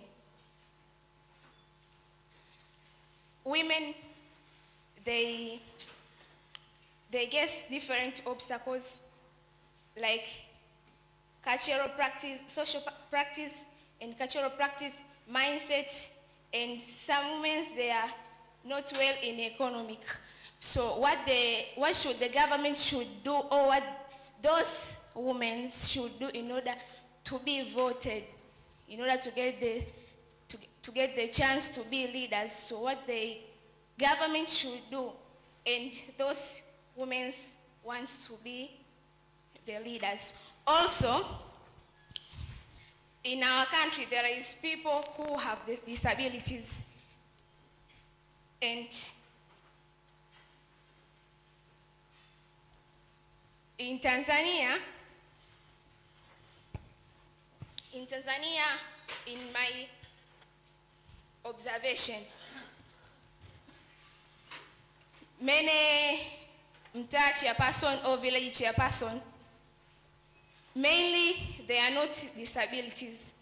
The people who have disabilities, they be violated when wants chances to be the leaders.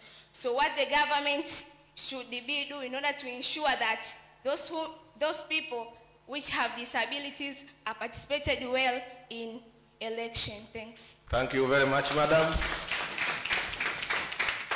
Yeah, Another one? Okay, I think we shall give about 2 now, so that I give chances to the presenters. They can respond to some of your issues. So there's only one female today.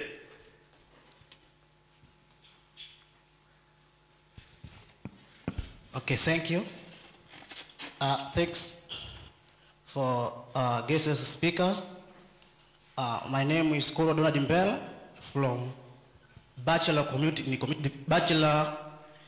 Degree of Community Development. I have one question that can relate to our topic. That question stated that from 1961, our nation, Tanzania, a democratic nation. It is 62 years of being free nation from colony. But to reach a middle economic, we using almost between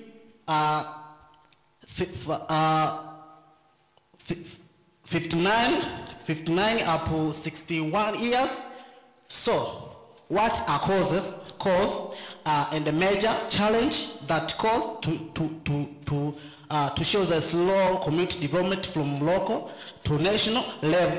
This question go direct from Dr. Kisale. Thank you. Thank you very much. The last one from that side.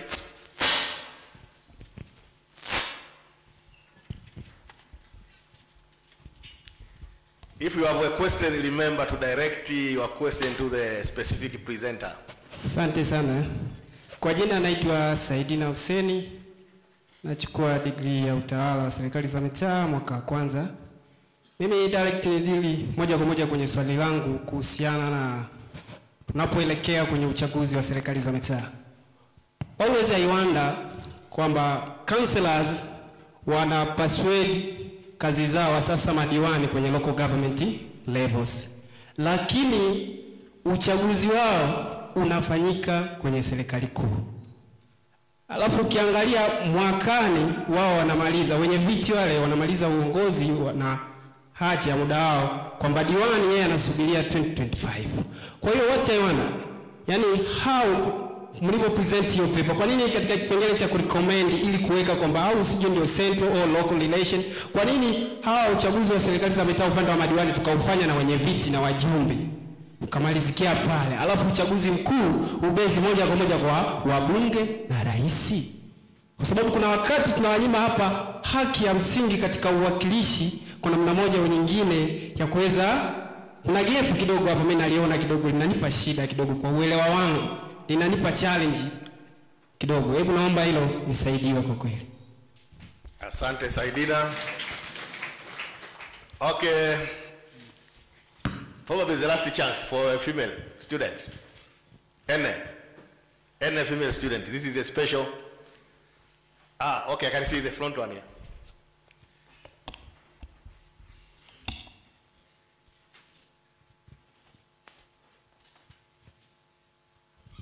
Asante meza kuu na wanafunzi wote kwa ujumla. Habari za sasa hivi.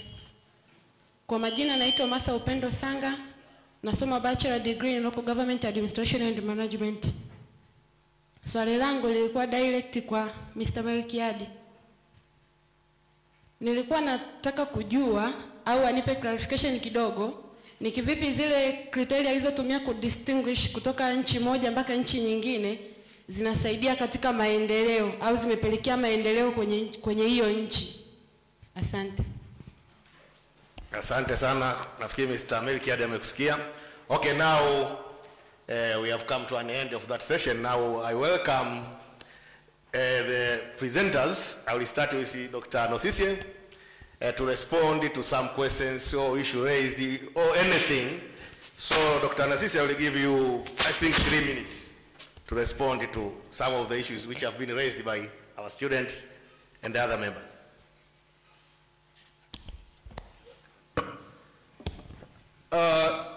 Thank you. I would start to react to the first question which was asked by Musa, and Musa was trying to refer to Article 5.1 which gives a constitutional right to every citizen age 18 and above to participate in the election. And then his argument was that youth are not active participants in the local government election, and then they see it as a business as usual. So he was asking that what are the available strategies to make sure that they stimulate their participation. And then he was asking about the government strategies. And I thought maybe this question could be well answered by the government. But from my point of view, from my opinion, I would say that the purpose of government to educate her people is, among other things, to give them civic education. And once you have a civic education, ukiwa na idea ya uraia, na tunasoma kuanzia shule ya msingi, jambo kubwa ni kwamba ni kujua haki zako za msingi ni zipi. So we expected that any educated person would know that to what extent his or her voice, her vote counts, and he or she would relate it with development. Kwa mfano vijana wengi tunasema ajira hamna, si ndio jamani? Si wote tunakubaliana? Si wote tunasema, tukitoka hapa tunasema jamani ajira hamna. Lakini at a certain point lazima tu relate ajira na kula unayopiga. Kwamba nikipiga hii kula nitachagua kiongozi ambaye ataenda kutengeneza mazingira bora kule mtaani. Mimi niweze kujiajiri, aidha kufanya biashara ama kuajiriwa na nini? Na serikali. Ama aongeze utoaji wa huduma ambao wewe unakupa better chance ya ku exercise your freedom, and which Amat Sen he talked about the freedom to exercise, kwamba unapopewa elimu na unatoka nje ya umaskini unakuwa na ile freedom ya ku exercise, kwa maana ya kufanya maamuzi na ku prosper. Kuhusu strategies zingine atasema mhusika wa serikali. Lakini pia kuna hili, I would say that hii haitakiwi tu hiyo ni issue ya serikali. Na hili naweza nikaunganisha na swali lingine. Kuna mtu alikuwa anaongea pia kwamba serikali ifanye hivi au serikali inachukua nani gani. Swala la uchaguzi ni la wadau wote. Si ndio jamani? Ni wadau wote. Kwa mfano, we are here talking of election. Maana yake tunachofanya hapa tuna raise nini? Awareness about the next year local government election.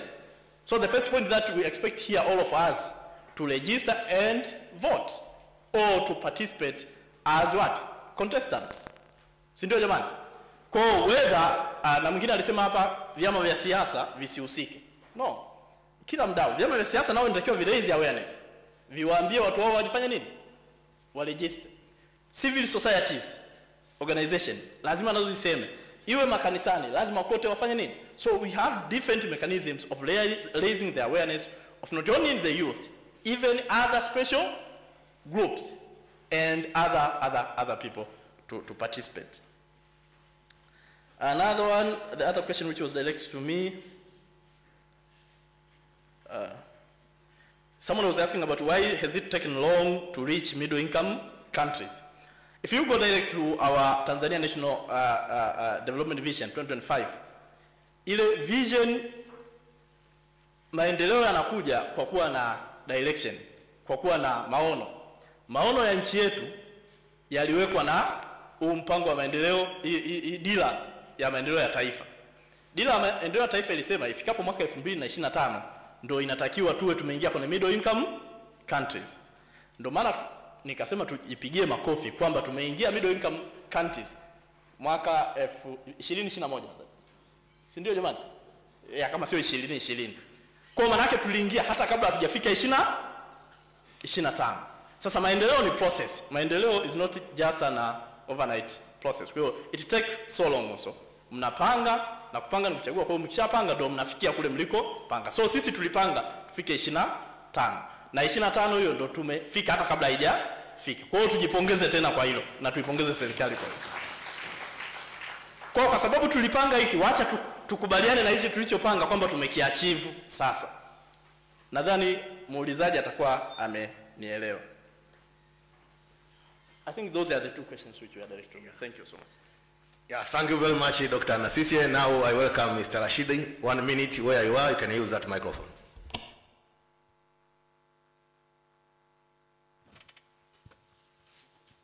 Nashukuru sana mwenyekiti. On my part, there have been no question or issues as such, but may I take this opportunity to frankly thank and commend the work of our discussant. I understand this paper was sent a bit late to him, but he's able to dig in it and probably doing just something wonderful, more than what I expected. So thank you very much. I also thank you very much, and I'm just impressed by effort from this side, particularly students, on how they are active in making contributions effect.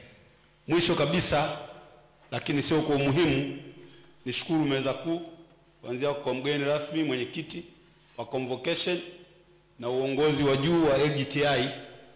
Event hii ni mzuri na inatufungua sana. Na wengi ambao tulikuwa na mguu mmoja kule kwenye siasa na huku, tunaona inatupa more refreshing stance kuliko ilivyokuwa. Kwa hiyo nashukuru sana. Na hata if next time God wishes, which I think will wish, discussant awe huyu na main speaker awe yule. Dr. Kesale, nimesema, is a young man who will soon be a professor, and I think anaweza kuwa one of the youngest professor kabla ya miaka 40. Kwa hiyo tumpigie makofi.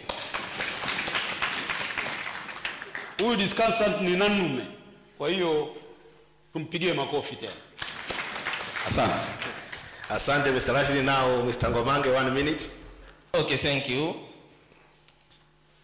Let me start by taking the quote from Professor Goran Hayden once said that sometimes the country may pretend to have the free and fair election, but not a free and fair election, just a peaceful and orderly election. Actually, the intention of all that is to make sure that we have the impeccable election at local levels. Formerly, Uganda in 1989, they conducted the election based on just individual running, not through partisan systems. But actually they ended up in chaos and they were in danger to go back to the Hombolo.Tar. Later on they decided to mobilize people and make sure that they contest through partisan systems. And actually it was found to be one among the best ways. And of course, even in Tanzania, we use that system and the other areas. The intention is to make sure that we have the participatory democracy. All of that, it is to make sure that we are not ended in democracies. Because there is democracy and the democracies. Once you mess up with this election, you may end up in democracies and lead to conflict rather than having the amicable solutions for the future. Also,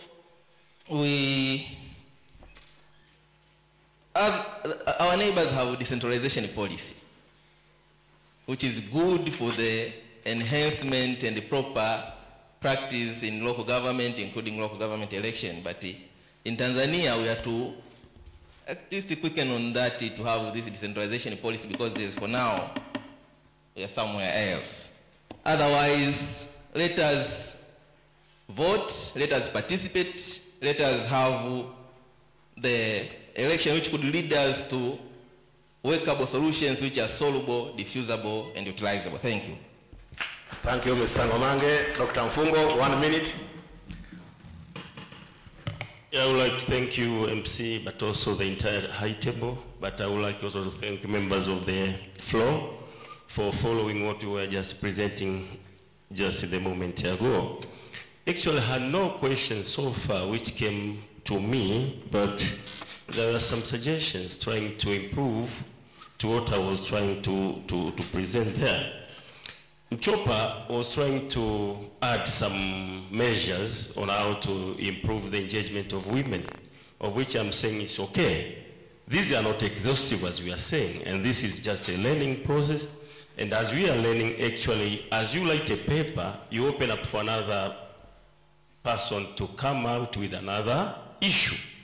So in an academic arena, we'll have so many issues each and every day because we build on the knowledge, on the bed of knowledge. So I recommend you that your points are quite good, so also can be taken on board in order to improve the strategies of empowering women. But on the issue of how do we accommodate people with disabilities in election, in terms of how do they vote, but in terms of how they will aspire for positions. Tunayo sera ya watu wenye ulemavu nadhani ya mwaka 2004 au 2005. Lakini pia ukisoma sheria za uchaguzi wetu zinatambua pia mahitaji ya watu wenye ulemavu. Aidha katika kupiga kura lakini pia katika kuchaguliwa. Nikiri kwamba there have been so many challenges when it comes to be elected as the government, I mean as the political leaders. Kwa sababu it's easy actually to send your message to people sometimes because of some of disability that you may have. Lakini ni point of thought kwa sisi academician kwamba how now do we make this possible for a person who is disabled to come against a person who we may say in our literary eyes is able? How do we put that areas? So in actual fact, the government is trying to incorporate people with disabilities in terms of how to participate in politics, either voting or being elected as leaders. By so saying, actually, I'm trying also, let me also thank the panel and the entire table in general, but also my special thanks to Dr. Ajari, as he was our lecturer when we were studying at UDOM. So convey our greetings to those people at UDOM. We are here doing what you taught us to do. So by so saying, thank you again. Thank you, Dr. Mfungo. Honorable guest of honor, ladies and gentlemen, we have come to an end of that session of discussion. Now we embark on awarding prizes to the best students. Before embarking to that, I would like to give you some rules and regulations so that we learn each and everything smoothly. We shall start with the students, the best student, and this one will be under the guidance of Director of Academics, Dr. Henry Jonathan. Then he will be followed by LGTI staff with papers. This will be under DRAC, Dr. Msendekwa. And finally, we shall have papers. Those students who tried their level best to write some papers, they will be awarded today. This also will be guided by Dr. Msendekwa. So once your name is called, please, you march forward and you will use that platform. We shall make sure that we arrange it properly. I think the concerned person, if we could remove that. And make sure you watch your steps because there are some stairs there you have to climb. We would not like to see somebody falling down, please. So make sure you watch your step. So without wasting time, now I welcome Mr. Msendekwa up to welcome, in fact, to guide us on this exercise.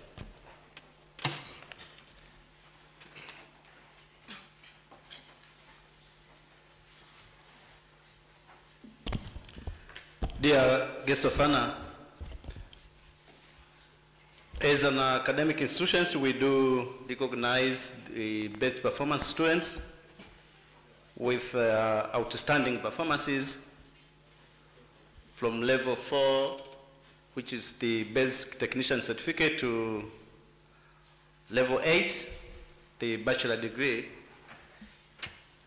So may I call upon the Director of Academics, Dr. Henry Jonathan, to come and announce the outstanding students so that they can come up and be awarded by the guest of honor. DOA, Director of Studies, Dr. Henry, please welcome.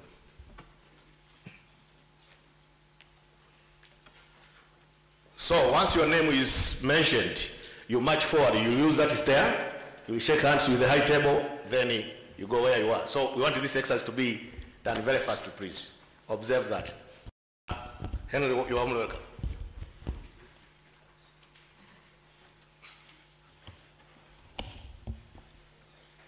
Honorable guests of honor, my responsibilities are fixed in serial number 11 of your timetable, and this is mentioning students who qualify to get best award from local government training institute.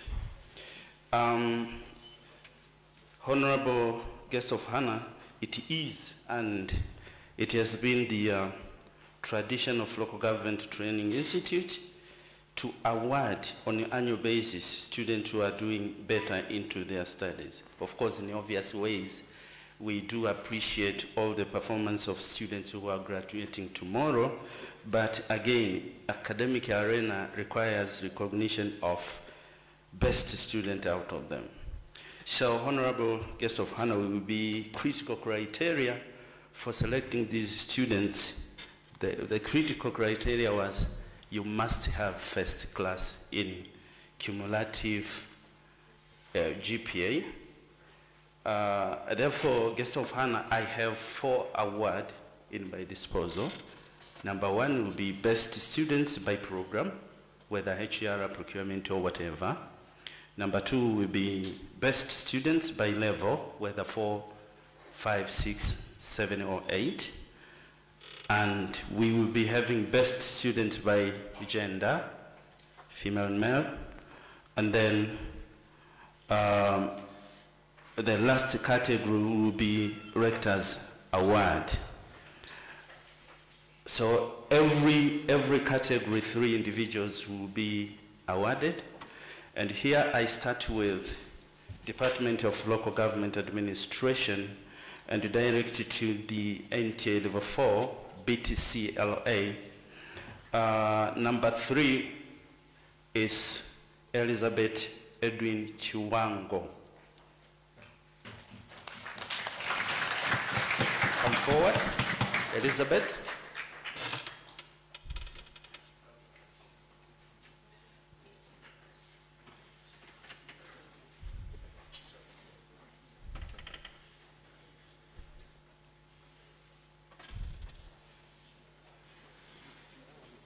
.5 GPA, Elizabeth, march forward.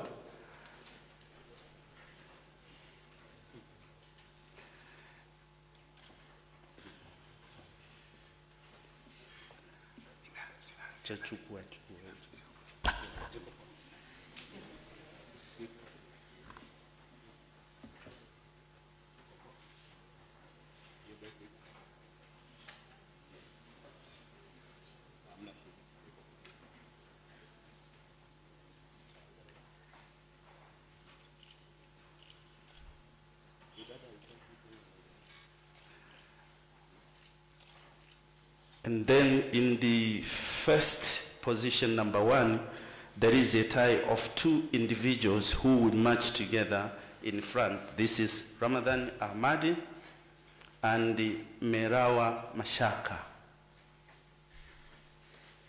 Mewara Mashaka and Ramadan Ahmad Ali, they tied together into the first position. 6.6 cumulative GPA.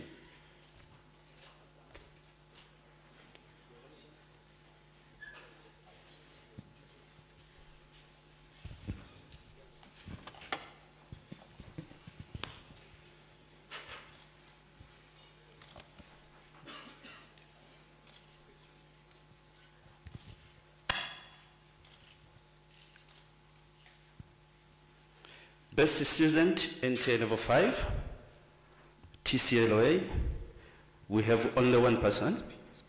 With only 1 person, Juma Abdallah Nkuro. March forward.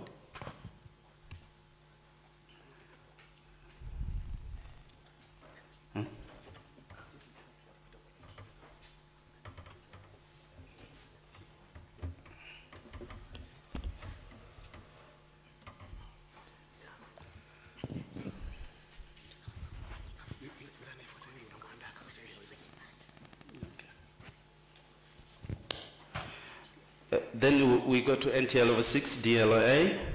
Number 1 was Nicholas Dugarabam, elements, 4.8 GPA. Number 2, Noah Ngasala, march forward. Number 3, Husna Aruna, 4.7.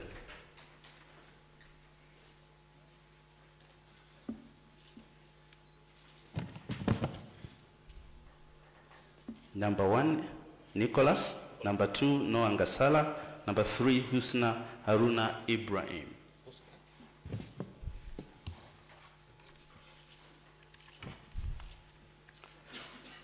Then NTA level 7, BD LGAM.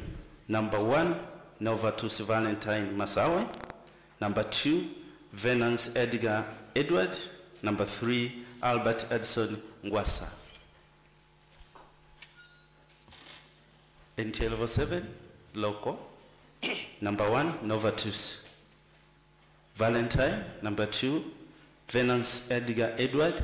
And then number 3, Albert Edson Ngwasa.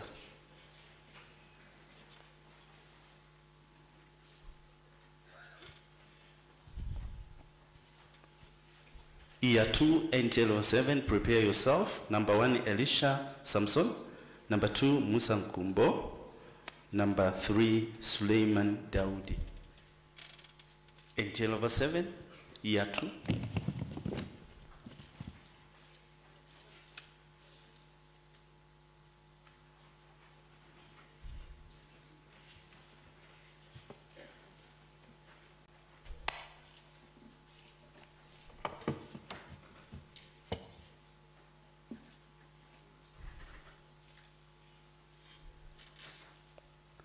BDLO GM year 2, NTA level 7, number 1, Elisha John Samson, march forward.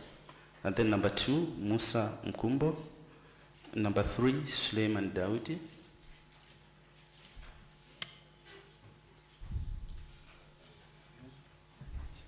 Meanwhile, BDLGAM year 3, prepare yourself, NTA level 8, number 1 is George Makaranga. Number 2, Amani Kiswabi. Number 3, Amani Moikambo. March forward. Year 3, NTA level 8, prepare yourself. Number 1, George Makaranga. Number 2, Amani Kiswabi. Number 3, Amani Moikambo. Let me make a correction in Amani Kiswabi and George Makaranga. This tied in the first position. GPA 4.7 each.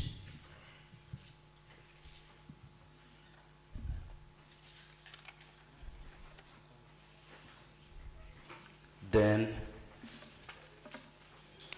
with Department of Community Development, we had no first class in BTCCD NTA level 4, and then we had no first class in NTA level 5, TCCD. We are fortunate we had first class in NTA level 6, DCD. Number 1, Lodaru Melau Oloba, come forward.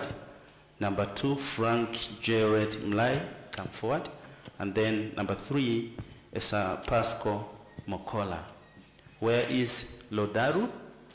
Where is Frank Gerard and Pasco? They are not there. Then we go to first year community development, NTA level 7-1. Number 1 is John Mabula Nyuru. Number 2, Sunday Michael Mchopa. Number 3, Yahaya Hassan Cheusi.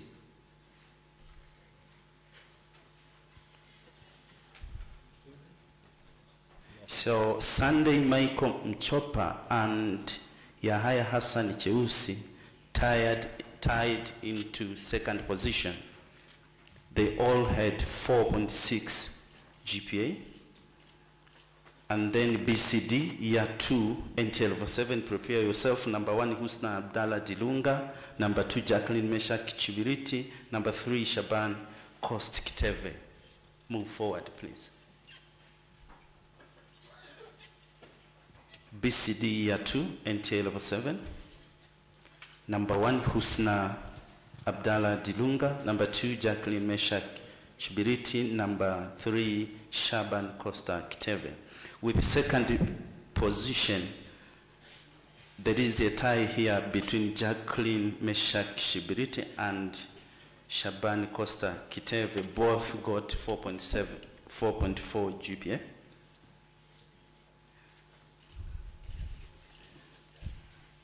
Meanwhile, BTC LF NTA level 7, level 4.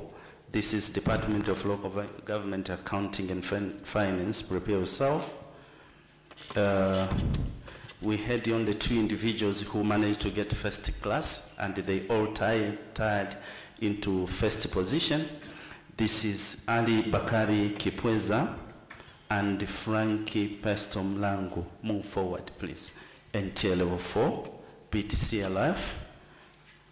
We had 2 individuals who managed to score first class. These are Ali Bakari Kipweza and Frank Festo Mlangu, each with GPA of 3.5.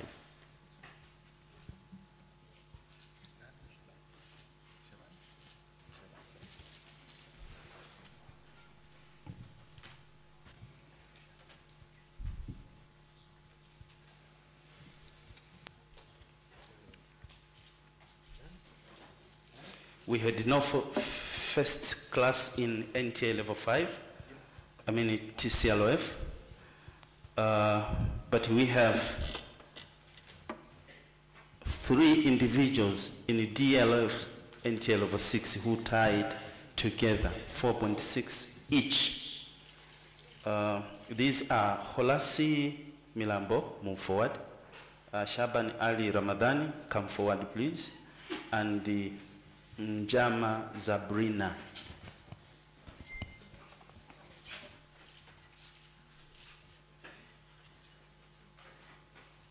NTA level 6 DLF. All of them having 4.6 GPA cumulative. Holas Milambo, Shaban Ramadan, Njama Zabrina. Then procurement and supply. Prepare yourself. NTA level 4. We have only 1 first class, and this goes to Suleiman Hamad Mohammed. Move forward. GPA 3.5. Suleiman Hamad Mohammed. NTA level 4 procurement.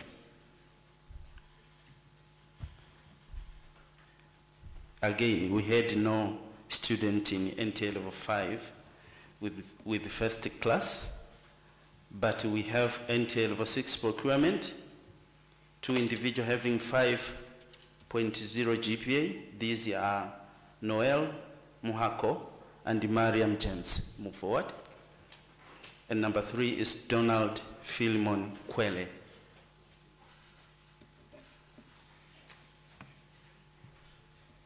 Two individuals with 5 GPA each, Noel Salafin Muhako, Mariam James, and the last one is Donald Philemon Kwele.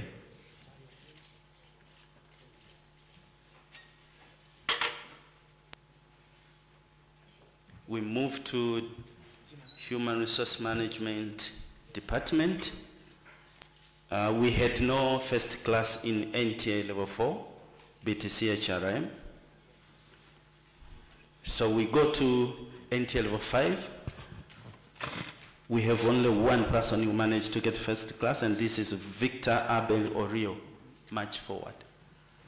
Victor Abel Orio. Give space for Victor. Meanwhile, DHRM NTA level 6, prepare yourself. 2 individuals got GPA of 4.8, and these are Mustafa Alkam Waziri and Manasseh William Mwile. And number 3 is Coletta Valentine with a GPA of 4.7.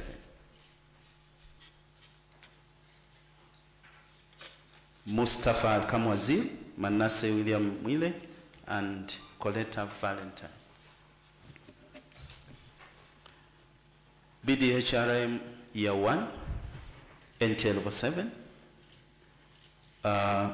Number 1 was Denise Victor, 4.8 GPA, from 0.9, sorry. And then we had 2 individuals who tied together into second position with GPA of 4.7, and these are Chanel Hissa Asmuise and Sadoki Majaliwa alone. March forward, please. Number 1, Dennis Victor, GPA 4.9, and then we had Chanel Asumuise and Sadok Majaliwa tied together into second position. Then with programs in records management, we had no first class into NTA level 4, and we had no as well first class in NTA level 5. We had first class in NTA level 6. Number 1 goes to Elisha Stefano Ndalo. Number 2 goes to Rehema Chacha Mango. Number 3 goes to Maulid Majuto. Move forward, please. Elisha Ndalo, number 1. Number 2, Rehema Chacha Mango. Number 3, Maulid Majuto.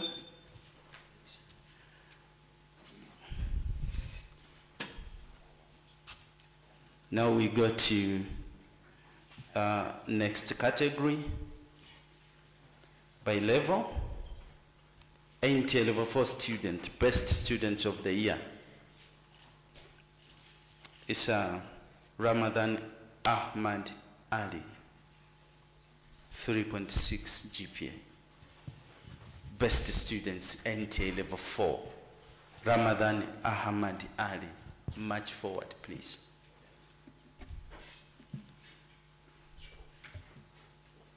NTA level 4, best students across all NTA level 5. We have Victor Abel Urio, GPA 3.6.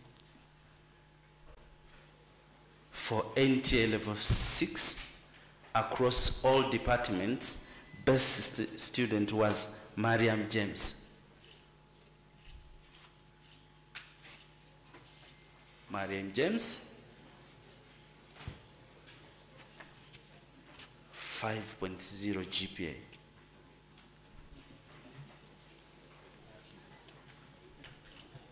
I repeat, NTA level 6 across all departments, best performer was Mariam James, GPA 5.0.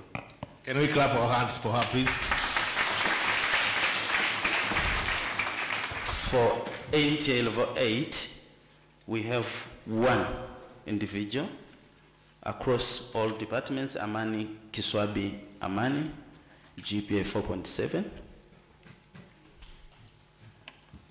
Best finalist in terms of gender, female students, the best was Elizabeth Edwin Chiwango, 3.5.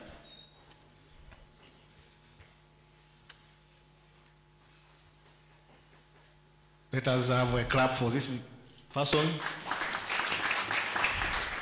We had no best student in NTA level female student, but we have best finalist female for NTA level 6, and this is Mariam James. Mariam James. We have no in NTA level 8, but we have best finalist male, Ramadan Ahmad Ali. Best finalist male, NTA. Clap your hands for Mariam, we can see this is the third time. And then best finalist for male, NTA level 5 students, Victor Urio. And best for male, NTA level 6, Noel Mhako, GPA 5.0. Noel Mhako. Our clapping, please.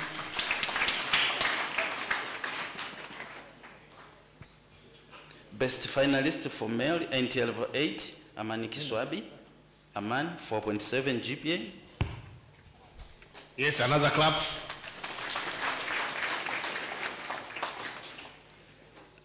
Now we go to the last category, and probably the most valued category award, and this is called Rector's Award.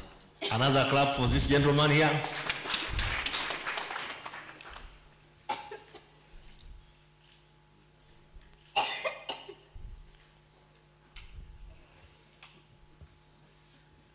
Yes, another clap for this lady. Rector's Award, it is categorized into 2 groups, and this goes to non-degree students. Another clap also for this gentleman. I think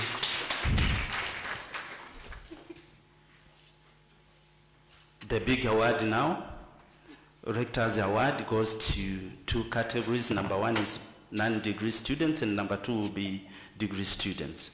For non-degree students, Rector's Award goes to number 1. They tied together, GPA 5.0, 5.0. These are Mariam James and Noel Mhako. Come forward. Mariam James, and let us clap our hands because they have almost 5 GPA is not a joke, please. Mariam, where are you? Much. 5.0 GPA cumulative.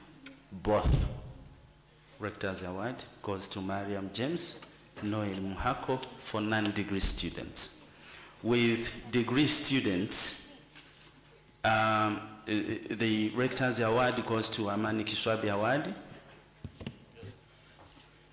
and also this, they tied together Amani Kiswabi Amani and George Lucas Makaranga, 4.7 each. Our clappings as usual.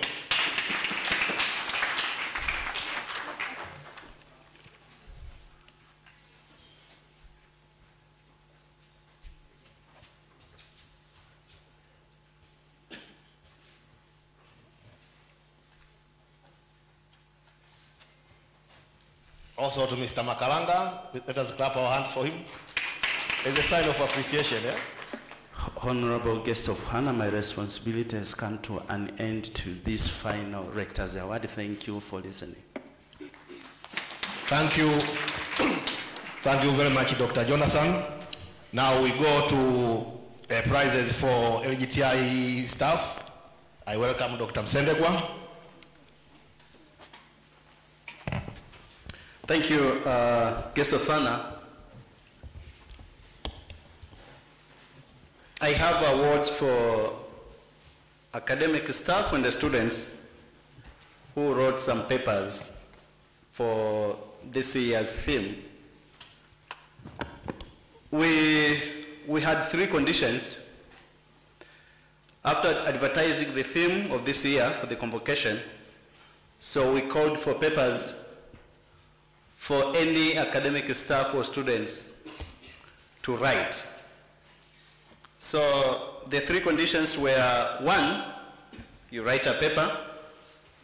It should be around the theme, this year's theme.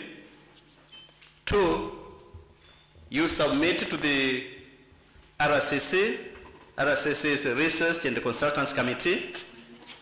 And 3, you present that paper to the committee for evaluations. So we had 7 written papers from members of the faculty, from members of the academic, and 3 papers that were written by students. So a total of 6 papers qualified the 3 criteria: that's write, submit, and present. 2 papers were written, submitted, but not presented. So I have the honor to recognize the following papers that were written around the theme of this year's convocations. I'll call them forward and shake a hand with the guest of honor And then we have prepared some token amount of money that will give them to encourage that they have the culture of writing whatever we advertise. So the guest of honor, may you please with the high table stand up so that I call these members of the faculty and some of the students who wrote papers. Yeah, sorry, Dr. Msendekwa. Dear student, please get settled. It's not good when you are doing this one and the other students are moving out. We are about to finish. Please bear with us. One paper that met the criteria was written by Dr. Bahati Mfungo and Dr. Benedict Sule. Please come forward and shake hand with the guest of honor. Then you'll see me for your token amount of money.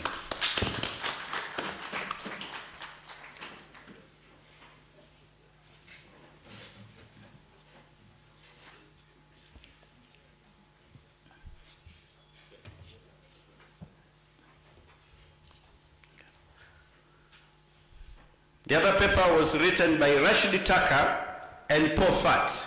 Please come forward and shake hands with the guest of honor.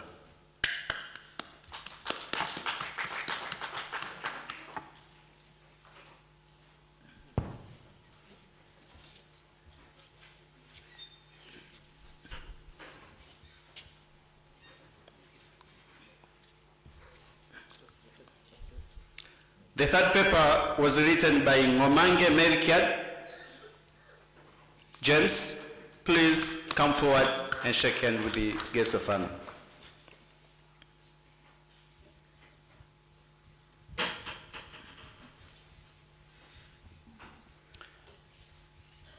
Guest of honor, as I said, we had some students who wrote papers around the theme, and we want to encourage them to participate in writing as far as this is an academic institutions.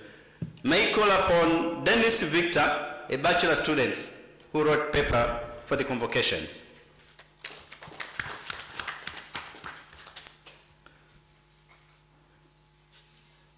Another paper was written by Yamani Kiswabi Amani, a third-year student who is expecting to graduate tomorrow. He wrote a paper concerning this year's theme.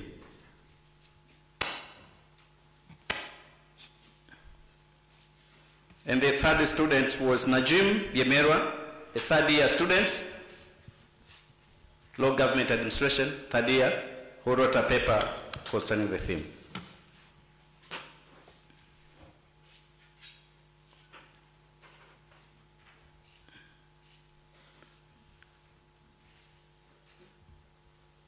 Thank you, guest of honor. Now you can get seated.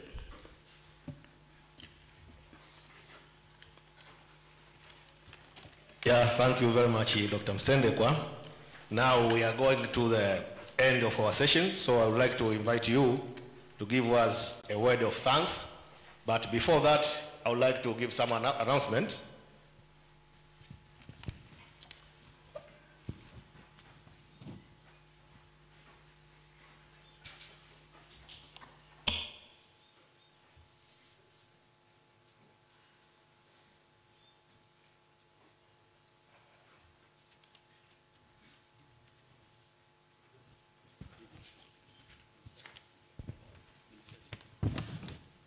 Yeah, sorry, Dr. Msendekwa, I have some instruction here. Dear ladies and gentlemen, our guest of honor would like to shake hands with some of you students who, in fact, impressed him due to your courage in your presentation and recommendation or suggestions. So I invite Mr. Nyumba Magese Pasco, you young guy. You are very confident.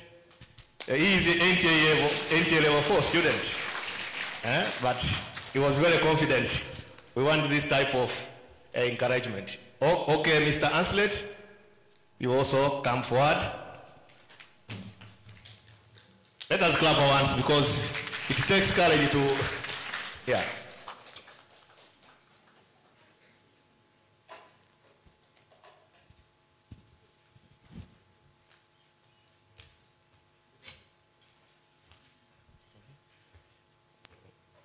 Pole pole.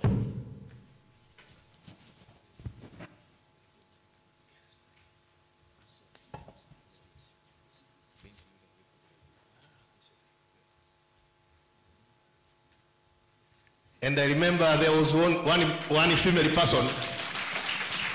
Why is that madam who spoke from this point? You are also welcome because you are the only one who decided, you were too, okay. Even the second one should also come. We encourage women to participate in election and then speaking in convocation.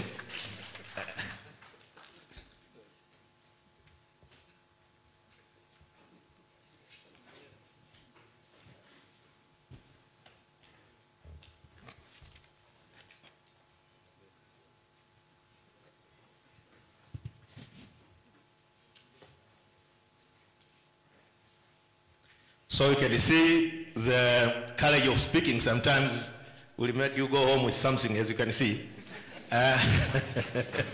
So always try to speak. You never know. So now you can see our guest of honor was impressed by your courage. Okay, now ladies and gentlemen, if I have seen. A few announcements. We are coming to an end. First, after finishing this one, we are going to have a group photo. All those best students, we shall have a group photo with the guest of honor with the high table outside here. And I would also like to announce this one to other persons, Madam Tato and others, to prepare the chairs there, or the place for taking group photograph. After that, we are going to have lunch. High table, Dr. Mashala and your guests, you will go where you had your breakfast. As academic staff and the best students, we shall use the cafeteria. Okay? Having said so, I welcome now Dr. Michael Msendekwa to give a word of thanks before we close this gathering. Silence, please. Guest of honor, the acting permanent secretary, Piorag, the AG Rector, Dr. Mashala Lamek, the President of Convocation, Suma Mampulo, the Deputy Rector, Planning, Finance and Administration, Dr. Lazaro Kisumbe, the guest speaker, and the discussants, the high table, and all students. I deem it a great honor and a privilege to propose the vote of thanks on this memorable occasion. Let me first of all start by giving glory to the Almighty God for making today's occasion a resounding success. We had preparations for quite a long, and we thank God for making today's occasion success. And we particularly thank you, the guest of honor, for coming timely. I know we gave you a timetable and you came timely, but we were a bit late to start this occasion. You tolerated us. We say thank you so much. First and foremost, I've thanked the guest of honor. He had a lot to do in the office, but he accepted our invitations. He has been here since morning till now, so we really, really thank you. I thank the guest speaker, just came all the way from Morogoro, Mzumbe. You just got our invitations, and we accepted our invitations, and you have done a very great job. Thank you so much. I would like to thank the discussant, Dr. Ajari. It was not an easy task to read all these papers and discuss them, and you did it. Congratulations and thank you so much. I thank very much the presenters, the LGTI faculties, Dr. Bahati, ndugu yangu, mwanasiasa mbobevu, Rashid Taka, sharing your experiences. You have accumulated a lot of experiences kwenye serikali, lakini kwenye siasa. As I said, he has been a DC for Ngorongoro almost for 5 years. So he's accumulated a lot of experiences and he has shared with us. I really thank you for that. We have a young man, an academician, Melchiad. He has been so awesome. He loves his job. I think you can agree that. Yeah, he has attended so many forums, national and international forums, and has been representing the LGTI in different forums. So we thank you very much for these presentations. My heartfelt thanks to the AG Rector, Dr. Mashal Alamek Yusuf, for his excellent leadership. Guest of honor, Dr. Mashala is awesome. He's a good leader. We thank you very much for your guidance till we see the institutions going in a good way. We really thank you and will assist you in each and every aspect. I thank the Convocation President, Ms. Suma Mampulo, for making this convocation happen. You are the president of this convocation, and it has gone super. So we really thank you for this. My heartfelt thanks to the graduation chair and secretary, the convocation committee for their tireless support in making this convocation happen. Without you guys, we could have done nothing. So we thank you so much for your tireless in the entire preparations.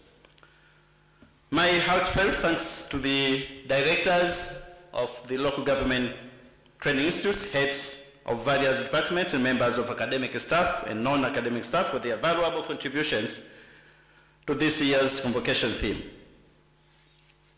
Guests of honor, we have discussed a lot today, and may I assure you that we will have a summary of our deliberations of what you have discussed. We write them and handle those pieces of advice to you when you go to the office. The end of this year's convocation marks the beginning of the next year's convocation. So it's my sincere hope that you will be able again to provide the coming theme timely so that you can get prepared as you did this year. With these few remarks, I again once thank you, the guests of honor, for accepting our invitations and agree to stay with us from the beginning to the end of this 15th convocation of the Local Government Training Institute. Thank you so much. Okay. Thank you, Dr. Msendekwa. May I now ask you, all of you, to stand up in the honor of guests of honor in the high table when they are marching forward.